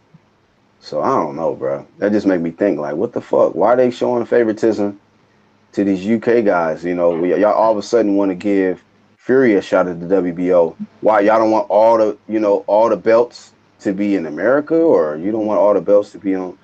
I don't know. I just don't like that unfair bullshit, man. You know. Yeah, and it's really fucked up. The WBO has in their bylaws that they do not honor rematch clauses. So it's Yeah. like, Oh. so it's like, yeah, so it's like you could either get sued and keep your belt, or you could lose the belt and honor your rematch clause. Like, I think that's really fucked up. Like, they should I think they should honor rematch clauses, especially when you have, and it's not like Anthony Joshua just won the WBO strap and then he lost it in the next fight. No, he's been defending it for that was the first one he got. If memory serves me I right. thought it No, was it's the WBA. IBF. IBF. Oh, IBF with Charles Martin. Yeah, IBF. Oh, that's WBO, right. Charles he got the Martin was WO from IBF. Parker. He got that's the last one he got. Okay, it was the last one. My bad. Yeah. The But either way, he's still. It's not like he just won it. He defended it. Um, they was it. I guess that was his second defense, if I'm not mistaken. No, third. He it's Either way. It's not like he won it and then lost it in the next fight. He defended it. He had been a champion even before he got it. He I think what he's done in the heavyweight division warrants a rematch, and he shouldn't. He shouldn't. He should be able to get the rematch for all the belts that he lost, not two of them. Well, I Yeah. mean, and low key though, I will admit this. I think it's wrong for the WBO to give Fury the chance to have a belt. I would rather him fight Dillian White for that belt. Then that would make Yeah. the most logical sense to me. But Fury getting a belt kind of puts the heavyweight division in a better place as well, too, in a way, because now the two people now the three people all have belts, and now they have to kind of unify and fight each other. So Now, I wouldn't have an issue if immediately say like good chance Fury gonna win this weekend. If immediately they enforce Dylan White as a mandatory to Fury's WBO belt, then I'd be like, okay. But they've been fucking over Dillian White, like it's just ridiculous, man. You got the guy at the number 3 spot getting, and the number 2 and number 3 guys is able to get a shot at the WBO belt. And I'm like, if Fury wins it, they should immediately order a mandatory Dylan White as a mandatory, man. No question about it. No question about it, man. Because I just feel like, that shit is but I agree with you on bias that, it does, because I feel like, shit, he needs to have a belt anyway. He beat Wilder to me. So okay, he ain't got the WBC, he get the WBO. I don't like the way they're doing that, but I still think you need Wilder or whoever's holding that WBO strap needs to beat Dillian White to solidify themselves as a top dog, man. I think Dillian White has put in enough work to where he's battle tested enough to where it's like, you know what? To really solidify yourself as the real deal at the top, you got to beat Dillian White. Joshua did that in the past, To me, like, that's a hell of a nigga to have on your resume, in my opinion, I agree. So I feel like, hey, if Fury wins if they put that WBO belt vacant and he wins it, bro, I think shit, Fury is the most skilled guy at heavyweight, but I think like, you need to get Dillian White on your resume, bro. You need to fight him next. Like, call him out. Like, I want Dillian White. I want that Dosa Dillian White next. Something, Yeah, Dillian White deserves a shot. it seems like Fury and Wilder don't really want to fight Dillian White because it's a risky fight. I mean, no matter what people want to admit and say, if Dillian White comes to fight, I mean, he could knock you out. He could. Right. That's what I feel like. I would give more respect I have a high level of respect for Ruiz, Wilder, or Fury if they can beat Dillian White, man. I just want he just deserves this shot, man. I don't know if I ever seen this, man. A guy get the push. Now, Sean Newton Boxing was in the chat earlier. I wanted to send him a link, but he said it's late wherever he's at.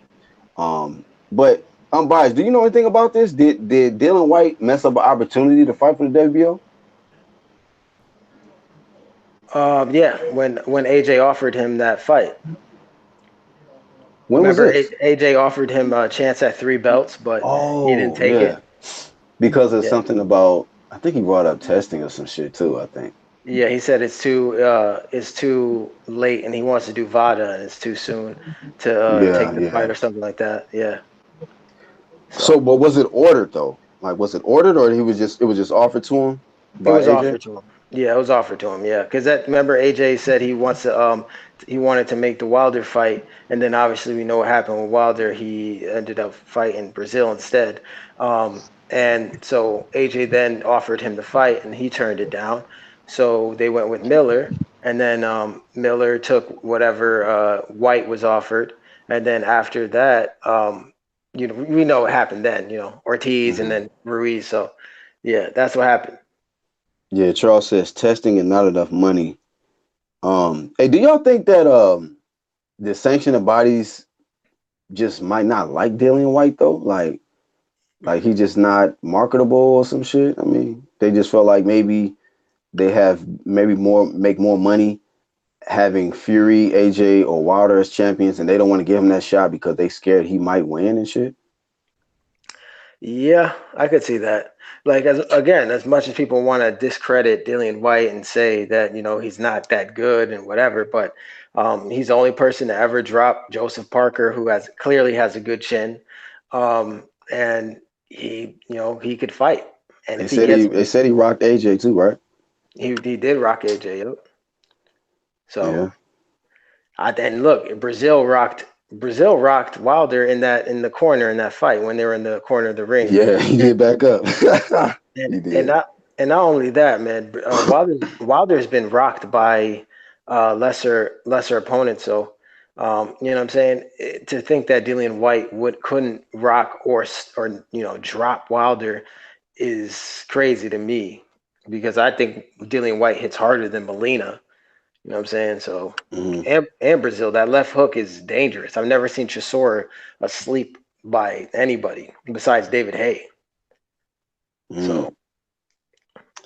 Man, Oh, looks like D wants to smoke again. He said, "Give me 5 minutes so I can come nigga, back and finish Black Hawk."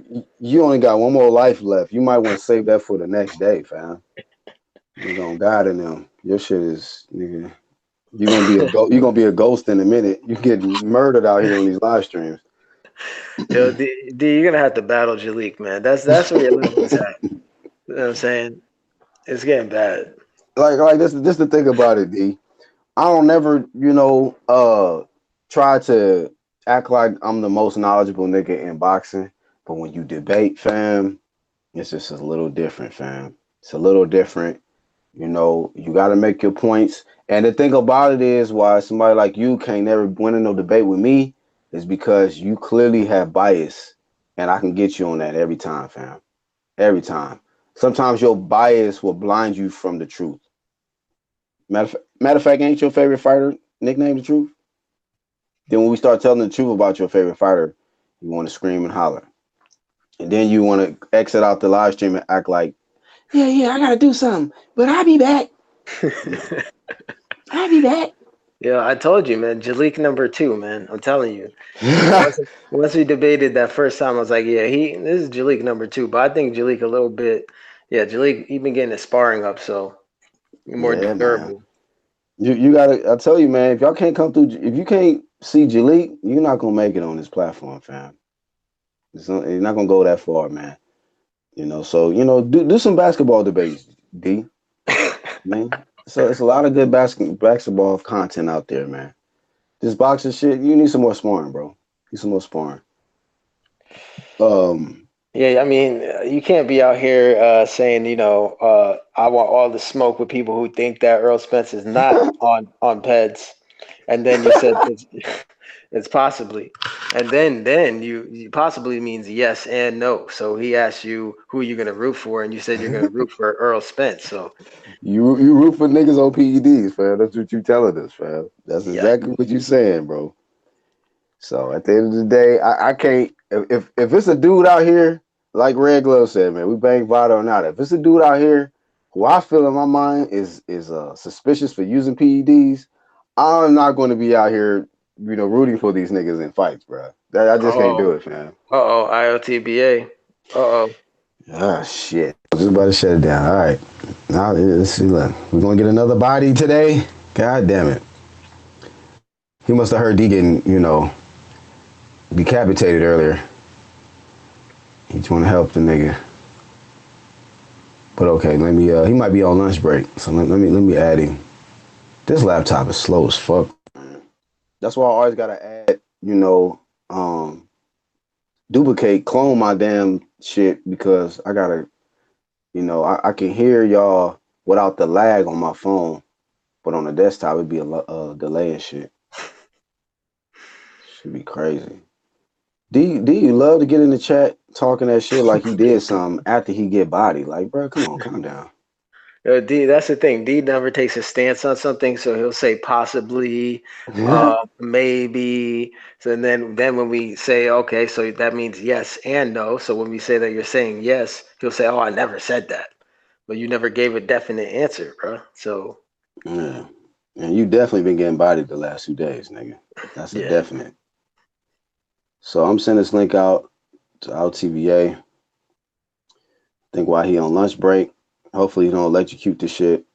He be like, y'all know how I do. Should be all fucked up. Yeah, he said lunchtime. Okay, all right. Oh, y'all know how I'm coming, man. Y'all niggas live, niggas. Yeah, nigga, let's go. Now hold the fuck up though. I just came down to the thing. I'm hearing you talking about Jeff and D, and you talking about, I heard Red Glove say, oh shit, Kalal TVA. What's going on? What happened with Errol Spence now? Now this nigga D, man. See, you know how we do it up here, bruh.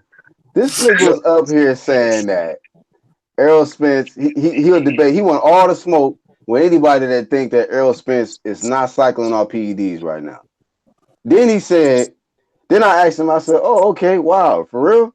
And so I set him up. I said, so when the Errol Spence and Sean Porter fight happened, who you picking it, who you rooting for in that fight? Errol Spence. I'm like, wow. So you think the man on PEDs and you willing to root for the nigga in the fight against Sean Porter?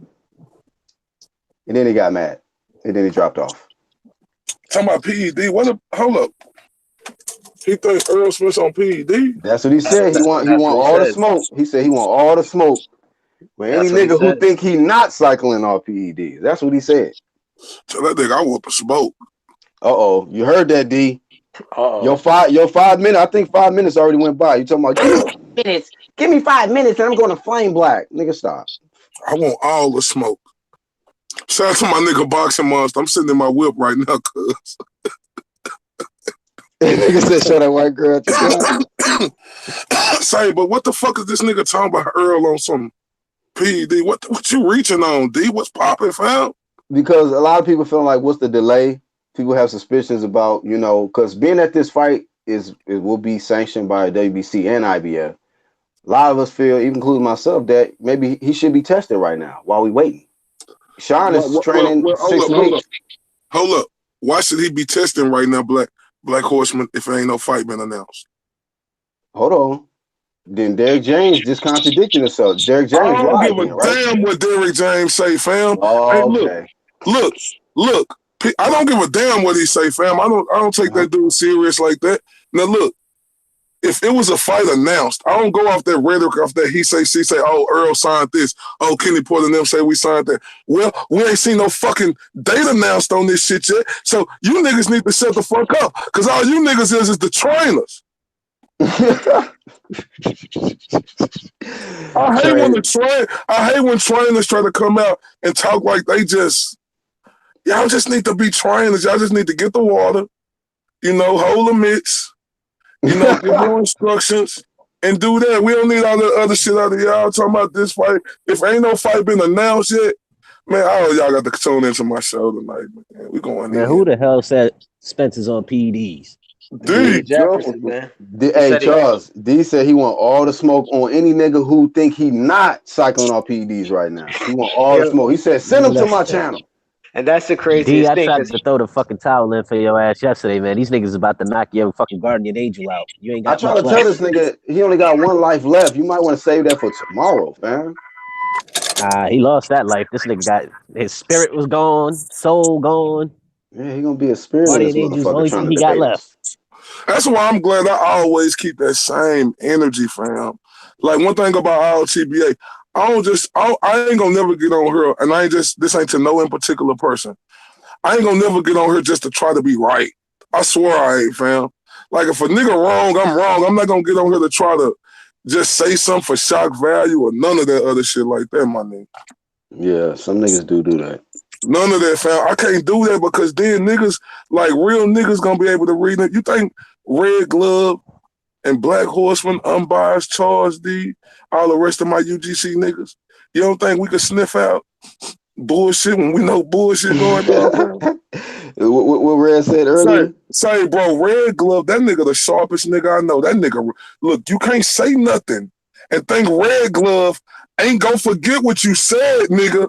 That nigga got the memory of a fucking bro, you stenographer better and not shit. try to think you can say some shit. Bro, you better not try to think you can say some shit, my nigga. And think you're gonna be able to say some other shit and Red Glove ain't gonna call you out on that shit, my nigga. That's Don't let why it I be on a live because this nigga Unbiased will pull that shit the fuck up. say Red Glove a real nigga, bro. This nigga be knowing timestamps and all that shit. Yep. Don't even. We ain't bluffing over here. Rewind the tape. Okay, you sure? All right, yeah, give me a second. That nigga said, "Give me 2 minutes." 5:15. That shit was epic. I said, "Man, why you tell Unbiased to do that, bro?" He said, "Give me 2 minutes." That nigga Boxing Monster gonna talk about this nigga Boxing Monster gonna talk about CRTV. That's what got you in trouble last time with James saying Mitch and Derrick James on the same shit. Nigga, I ain't get in trouble with nothing. Nigga, you ain't look, Boxing Monster. Am I lying when I say these niggas hold Mitch? Am I lying? Niggas. Am I lying when I say these niggas get these niggas water? Hey, let it be known as public service announcement. Our TBA want all the smoke with the mid holders. Step up. He said y'all can't fuck with him on his worst. Somebody gonna send me that video of what Kenny Porter said. They gonna talk about he almost said my name or something like he was talking to me. I'm like, nah, y'all reaching. Cloud chasing ass mid holders. Fuck out of here. But my thing is this right here. Look, I hate when dudes, but look, it's just like they contradict themselves because then they'll say, oh, I don't pay attention to that. I don't know what's going on with nothing. And you hear Derrick James say that a lot. So how all of a sudden you coming out saying now that a contract is signed, my nigga? When you always see him consistently say that he don't pay attention to none of that. Go look at his interviews when people ask him questions. I don't pay attention to none of that. I don't get into none of that. Hey, where is D. Jefferson though? He need to get bodied again, man. He just said. Leave that man alone. Hold on. He acting like he still wants smoke. He says, "Bro, I'm coming back. I promise. I'm waiting on this fucking project manager, bro. This about that bread, my nigga. First, D. Jefferson got a family to feed, dog. My channel don't make no money." Yeah, man. He's right, though. ass body, though. You know? Yeah, you right. Take your time, my nigga. You don't want to rush into this fucking L. Don't rush into the L's. Nah, he right, but nigga, if there's a wheel, there's a way, nigga. Fuck that. Better wheel your ass back on his live stream, bro. Say, if niggas calling me out on smoke, nigga, you gotta know how to hit that corner, nigga, and get them niggas that smoke, nigga. This nigga said I want all the smoke with any nigga who think he not cycling on PEDs. I said, oh. D. Jefferson don't want that smoke with me. Yeah, he better have See, look, hold up. That smoke. This is how the tables turn. They was on the same side yesterday. Now these niggas, hey, D, I'm telling you, bro. Hey, you had D double talking. Remember earlier today he said that now we got to listen to what Mikey's saying when it comes to Spence's power. But the other day he said we shouldn't even care what Hurd has to say about Laura's power. Remember that? He did say that. Mosquito bites.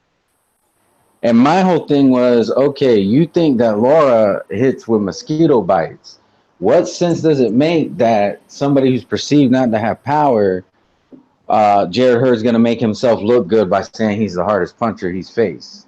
That don't make no sense. That's like me saying, like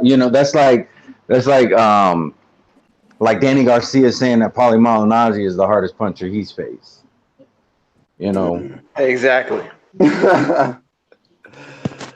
Did you just wait? Say that again. Danny Garcia saying what?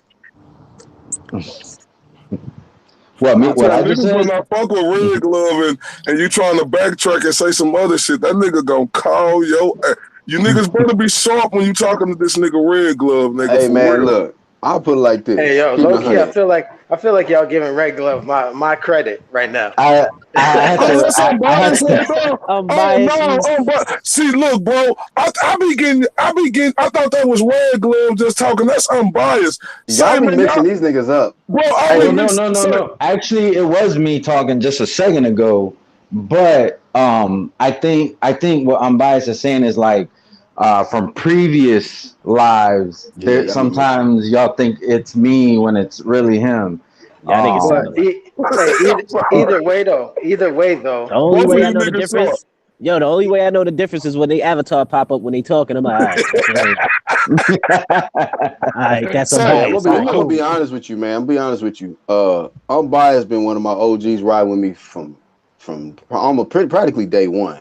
You know, but everybody on this fucking panel, man, is sharp than a thumbtack, nigga. I Sharp don't at a fuck with motherfucker. no I don't fuck with no non-sharp ass niggas. That's why if you're not sharp, nigga, you never gonna win no debate over here. yeah, I was just about to say that, man. Even so, Red Glove is always sharp too, man. Shit, man. yeah. You can't be saying anything up here because it will be used against you, man. Boy, you That's ain't what lying, boy. Say, I don't know who they say, bro. I'm telling you, fam, you got to be sharp, and that's what I fuck with this about because it ain't no bias ass talk, my nigga. Like, if a nigga say something wrong, that nigga not safe, nigga. You ain't on this UGC, you not safe, and understand with UGC, and that's why y'all got to see the difference in the niggas we talk to, because one thing about UGC, they gonna apply that pressure to see where you at. Just like Yes. when I came on here, none of them niggas didn't know me like you knew me, blood. Right. So them niggas was applying their pressure. Them niggas was trying to see where the fuck RTB was It at. was on your Red shit. Glove, Unbiased, Charles D, Jalik. Like, if you don't know, and if you niggas is get emotional, and you niggas start falling under that pressure, you gone. It's over. You It's niggas over. gotta be. I'm telling you one thing about these UGC niggas, and I'm included in with it now, cause we gonna test you, nigga. These niggas gonna test you. They don't give a fuck who you is to see where the fuck you at, nigga. And if it's any slippage, nigga, any stuttering or buffering or retracking, nigga, it's over with for you on that line. Yeah, it's cooked. It's good. Yo, You I'm get over here cooked up. looking at these weirdos, man. This nigga stuck in the fucking 90s or some shit. This nigga got on a long ass white tee, a damn bandana. These young Wow. niggas are confused out this motherfucker, man. Say, man, when y'all see my radio show tonight, man, and I'm gonna Yeah, tell I'm y'all looking what it's. I'm forward gonna to tell y'all that. what it's about. I ain't gonna get into it because I'm gonna break this shit down tonight in my own words of everything. You know what I'm saying? The Sean Porter and Earl Spence rhetoric and everything that's surrounding it that's going on tonight. That's what we talking about tonight. Yeah, man. Hey, nigga, you a hell of a promoter, bro. I like the fact that you advertise your shit to get niggas prepared and ready for it, man. Yep. You know, you got the hottest late night live stream on the planet, nigga. You know what I mean? I Period. appreciate So that. we definitely gonna be tuning in, bro. Hey, Definitely gonna niggas be got tuning in. mad when say I know a lot of niggas got salty when I said I want everybody to tune in to the hottest the hottest morning talk show, that UGC shit. I know I offended a lot of niggas, but I don't care about like UGC. This shit it's getting rolling, right? So every time you're trying to roll the ball, you're gonna have to climb some mountains. So I don't give a fuck what a nigga doing. You know, I'm looking at the content of what's going on her, fam. Nigga, ain't nobody fucking with that UGC shit, man. On God and them. Like, for real. Like, it's no particular nigga. I could take any one of you niggas and tag team against any nigga on whichever side they on. They not gonna win. They not gonna win. They not gonna win. I got to pick any one of y'all. Any one of y'all. It don't even matter. Nigga just and go against any nigga who talk boxing. You know, who go like who just don't talk that real shit, my nigga, they not gonna win, fam. That's why, man, nigga, man, say this smoke over here is different, fam. I'm And telling you. hey, feelings will get hurt, man. We had these slamming on the table yesterday. That shit was hilarious. That nigga was punching in the air like that nigga from motherfucking We gotta Boys in press the you, Hood nigga, to and see what shit. the fuck. We gotta press you to see if you can fuck with us, man. That nigga was You know? swinging in the air like Cuba Gooding But- Jr. and Boys in the Hood. But you know what's crazy? It ain't just like niggas putting pressure on you just to see where you at. Niggas really asking you real shit because if you saying some fucked up shit, a nigga gonna be like, a nigga gonna counter you with that real shit. Like I can't lie, man, I fuck with that nigga, D. That nigga know his boxing, but that nigga was on the ropes yesterday, bro, and that's real shit, D. You was on the ropes yesterday, fam. I ain't gonna even lie. You a real nigga and you know boxing, so this ain't no shot at you. But yesterday, nigga, you was on the ropes, nigga. Mm-hmm. But you know, he didn't try to stop the shit. Right. He you know, he got heart, man. He was able to go the distance. It was clearly unanimous, but he didn't get stopped. So, you know, not everybody gonna get stopped. Nah, he got stopped a couple times, but we revived him and we allowed him to continue.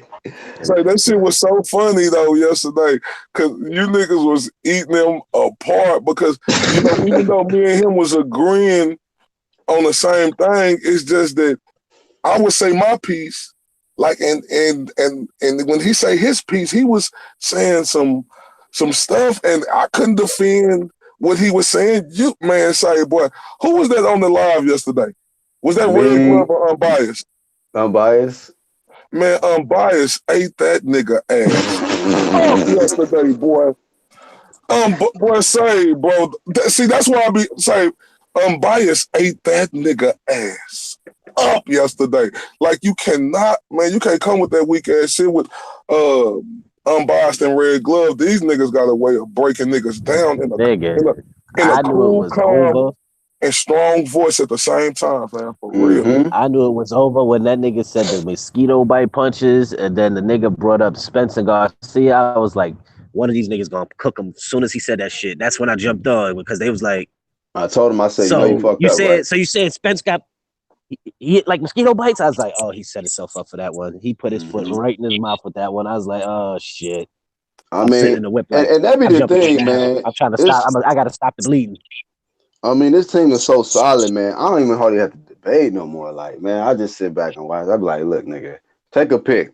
You know, even if it's a new nigga coming on, we'll throw Jalik at him first to see what the fuck you working with.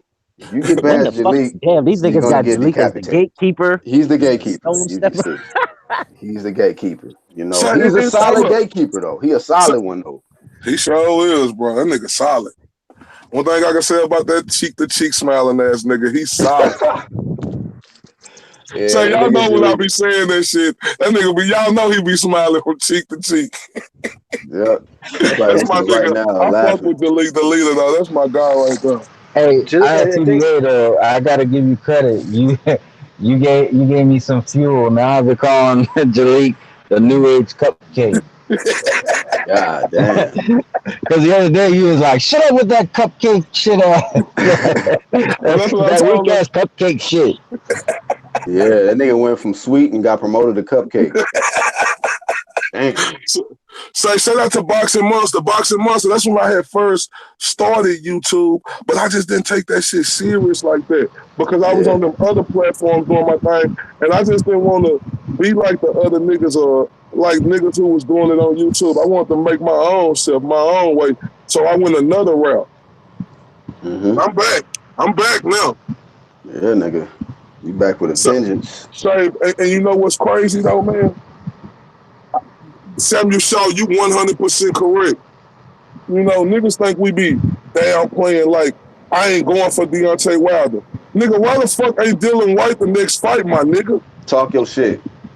Why the fuck he ain't the next fight? And look, I did a video on this the other day. Nigga, Eddie Hearn got every fucking right to take every legal fucking action that needs to be took if Dylan White don't get that fight next. So all you so-called smart motherfuckers over there who was talking about that's a great fight, shut the fuck up. Why you think ain't no venues been named or no date been made for that fight because they know they can't keep railing the road this nigga like that. Nigga, look, bro, I'm almost 90% sure nigga Dylan White gonna get that shot before Ortiz get his shot. Wait, with the WBC? Hell yeah. Ooh. Wait, what makes you say They, that? they, they Because haven't Eddie, named because look, they haven't look, one named the thing, date and they haven't named the venue. and look, Eddie Hearn, Ooh, that'll make me happy like a motherfucker if that look, can Yeah, happen. for real. look, Eddie Hearn ain't the one to be fucked with. He ain't now one of these local mojos who you could just keep fucking around like that. Why you think he came out and spoke about that shit, fam? And said we're gonna take any type of legal action we need to take. And understand they heard him, fam. You know what I'm saying? Nigga want to call, look, and this is what pissed me off with Deontay Wilder. Nigga, you want to call Dylan White a peasant, but you finna fight this nigga who you already knocked the fuck out. Who Is ranked he a number dead 4 and peasant? shit? The fuck out of here, man. Yeah, Like, but don't the WBC got some shit in their rule book?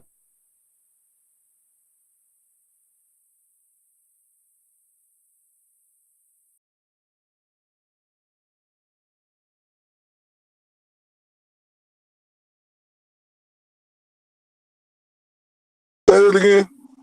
What the fuck does Deontay Wilder mean by peasant when he's referring to Dylan White as a peasant? What is he trying to say? I don't understand that. And all the real stand-up niggas, it's a lot of niggas who talking about they stand-up niggas. You can't say this and that about no fighter. You got to respect these niggas. What the fuck you mean? And then he called this nigga a peasant. And niggas ain't supposed to call Deontay Wilder out on his bullshit. A peasant is like like the lowest form of scum, I guess. So, but he's ranked. So the number 1 guy in your section of body is a peasant. So that's what I'm saying. Like, are you talking about because of money or the way he look or what the fuck you talking about? Like, you don't want to fight the nigga because you say he a peasant, but he's the number 1 guy in your section of body. But it tripped me out how them other dudes on the other side, you know, they'll sit up there and talk about how Anthony Joshua wouldn't fight, especially that nigga BFTB. That he don't want no smoke with me. He still don't want no smoke. That nigga scared to debate me. You gotta stop chasing that smoke, bro. That smoke is because I'm gonna take all the confidence he ever that train had. done left. Yeah, that shit been left, fam. Yeah, that shit never stopped, nigga. That shit was express. But look, like they still say that they'll talk that shit about Anthony Joshua not wanting to fight Deontay Wilder, right?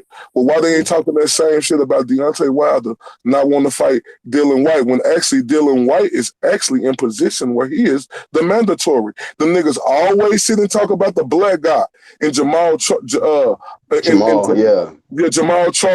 not getting a shot at Canelo. Well, what about the black guy from the UK and Dylan White who not getting a shot at Deontay Wilder for years now?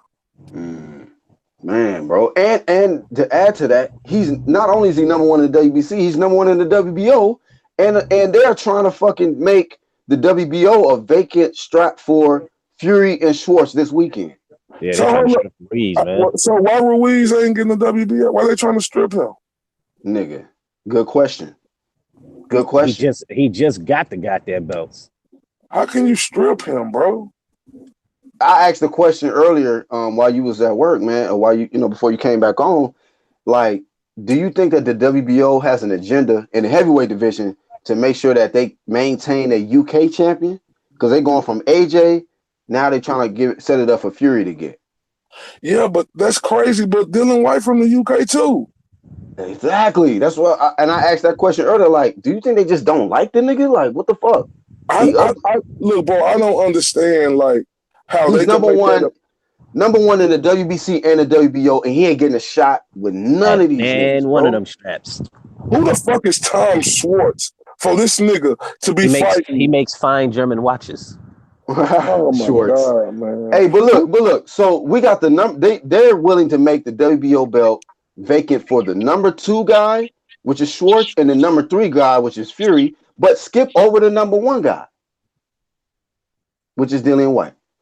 I mean, he can't get no breaks with the WBC. He can't get no breaks with WBO. I'm like, hey man, I don't know what the hell else got to happen for Dylan White to really get a fair shake, man. I just feel like maybe they don't like him. Maybe they feel like he ain't marketable. Even if they don't like him, they gotta respect the look where he's at in the standings, man. You can't even. I don't give a fuck if you hate him, nigga. Give him a shot. Come on, man. He's earned that right. I mean, what else he got to do, bro? over 2 years sitting at the number one spot and dealing, and you know niggas don't want to say that shit. Deontay Wilder been ducking Dillian White, bro. Been ducking him. You know, so like, come on. So Wilder don't, you know, acting like a hoe out here, don't want to fight But Dillian see, White. and that's the thing. I ain't gonna say he been ducking him. Look, I ain't gonna say that. But what I'm saying is, no, look, that's what I'm saying though. Because look, I wasn't saying that about Anthony Joshua. I wasn't saying Anthony Joshua wasn't ducking. Remember, I was saying that. I was saying the same thing about that. I just felt like Wilder was in a position to where you know he was trying to become undisputed champion. Undisputed champion. So I can't knock him for that. But now it ain't. But now, Black, it ain't no other.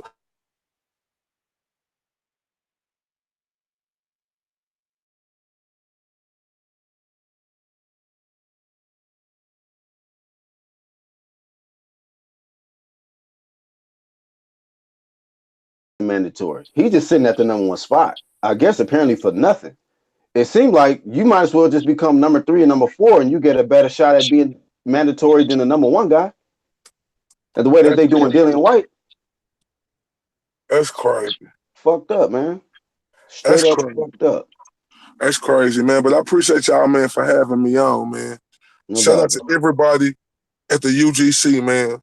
We are that new wave. Shout out to all my niggas. I don't got to say no name. I'm just saying all my UGC niggas. Y'all know how I'm coming, man. It's your boy, Mr. 214. Y'all make sure y'all tune in to me tonight on Vila Cooler, or y'all can go search for me under my name where they be having all the action at, where everybody be talking on there and comment, and y'all could get in them comment sections, man. I just appreciate all the love that I get on this side from the UGC, man. Oh, it ain't gonna stop, bro. Keep doing your thing, man. Keep grinding. Have a good day, man. We're gonna be there tonight for sure. All right, bro. All right. Yeah, man. Shout out to our TBA. Everybody, man, that's been definitely supporting us in the UGC. Like you said, we are that new wave. Hate it or love it, don't matter. It ain't stopping shit. You know, we're gonna keep doing what we do. As far as this situation with Dillian White, man, you know, I ain't gonna even go no further to talk about it, man. I just get hot thinking about that shit, man. Because I just feel like I'm all about the fairness, man. Everybody deserves a fair shot at the straps, you know. And when you at the number 1 spot, what more else do you need to do? What else do you need to do, man, to deserve that shit? I mean, you got former fighters, former legendary heavyweight fighters coming out saying that Dillian White needs to get his shot. I think it was Frank Bruno that came out and said it, like, WBC, y'all need to go ahead and get this guy a shot. But hey, we gotta see what's gonna happen. I think it's fucked up that Ruiz is getting stripped of his WBO after just winning it, man. This is just a strategic move from the WBO, I guess, to give give favor to Fury in this fight when he's the number 2 in the WBO and number 3 in the WBO, and Schwartz is the number 2. But Dillian White, the number 1 spot, is not getting no love. And 2 sanctioned bodies at the number 1 spot ain't getting no love, man. So that's why I put in the title WBO is tripping. We also talked about earlier how is Spence punching power overrated with a question mark. No, you're not ready, nigga. You done. You done. You know, you done. You know, save that extra life for tomorrow, my nigga. You know, fight, you know, but you live, see another day. So you're gonna see another day. Just come with that real smoke tomorrow, bro. Because that's back-to-back L's that you got to hold on to. But another question brought up today was, is Spence punching power overrated? Mikey Garcia let it be known that Sergey Lipinets hits harder than Errol Spence.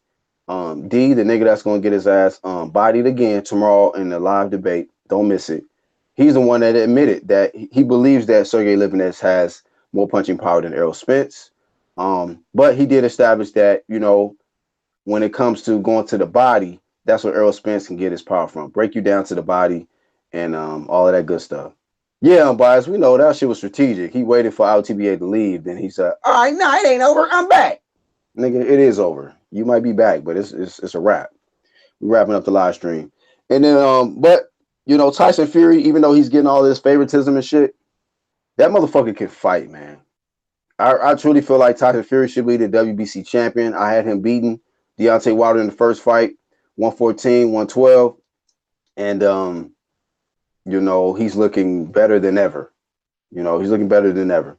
You know, now the media workout is just one thing. That's not actual fighting opponent in the ring, but it's certain things that, you know, you can notice and pick up from a fighter, certain changes. You can tell if a guy's on his level, if he's sharp.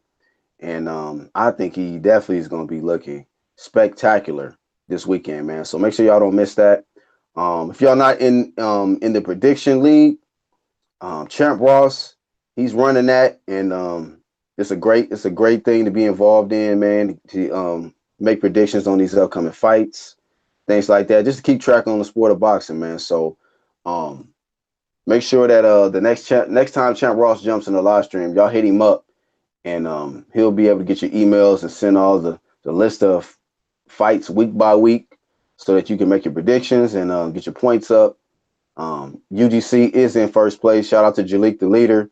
You know, he's first place in the predictions league, but like 8th place in the debating league. But it's all good. You can't win at everything, but you know, when you got your money in different pots, man, you can win somewhere else. So he's winning in the prediction league, but he a UGC affiliate, so UGC in first place. We got about 5 people from UGC in the top 10. So it's looking pretty good. Oh man, look like D in the chat crying. He says, "Hell no, I shut you down. BS questions." Boxing Mom says, "D Jefferson with the waiting out tactics." Yeah, man, you got timed out. He said, "I got to get that bread." Unbiased says, "D said anyone who feel like Spence isn't on the juice, I want all that smoke." Black asked him, "Who you got, Spence versus Porter?" He said, "Spence." Then Black asked you rooting for a guy who you said was on PDs.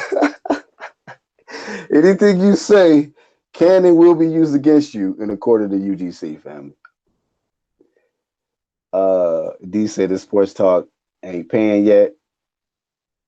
D says, "Champ, hit me up so I can take that league over."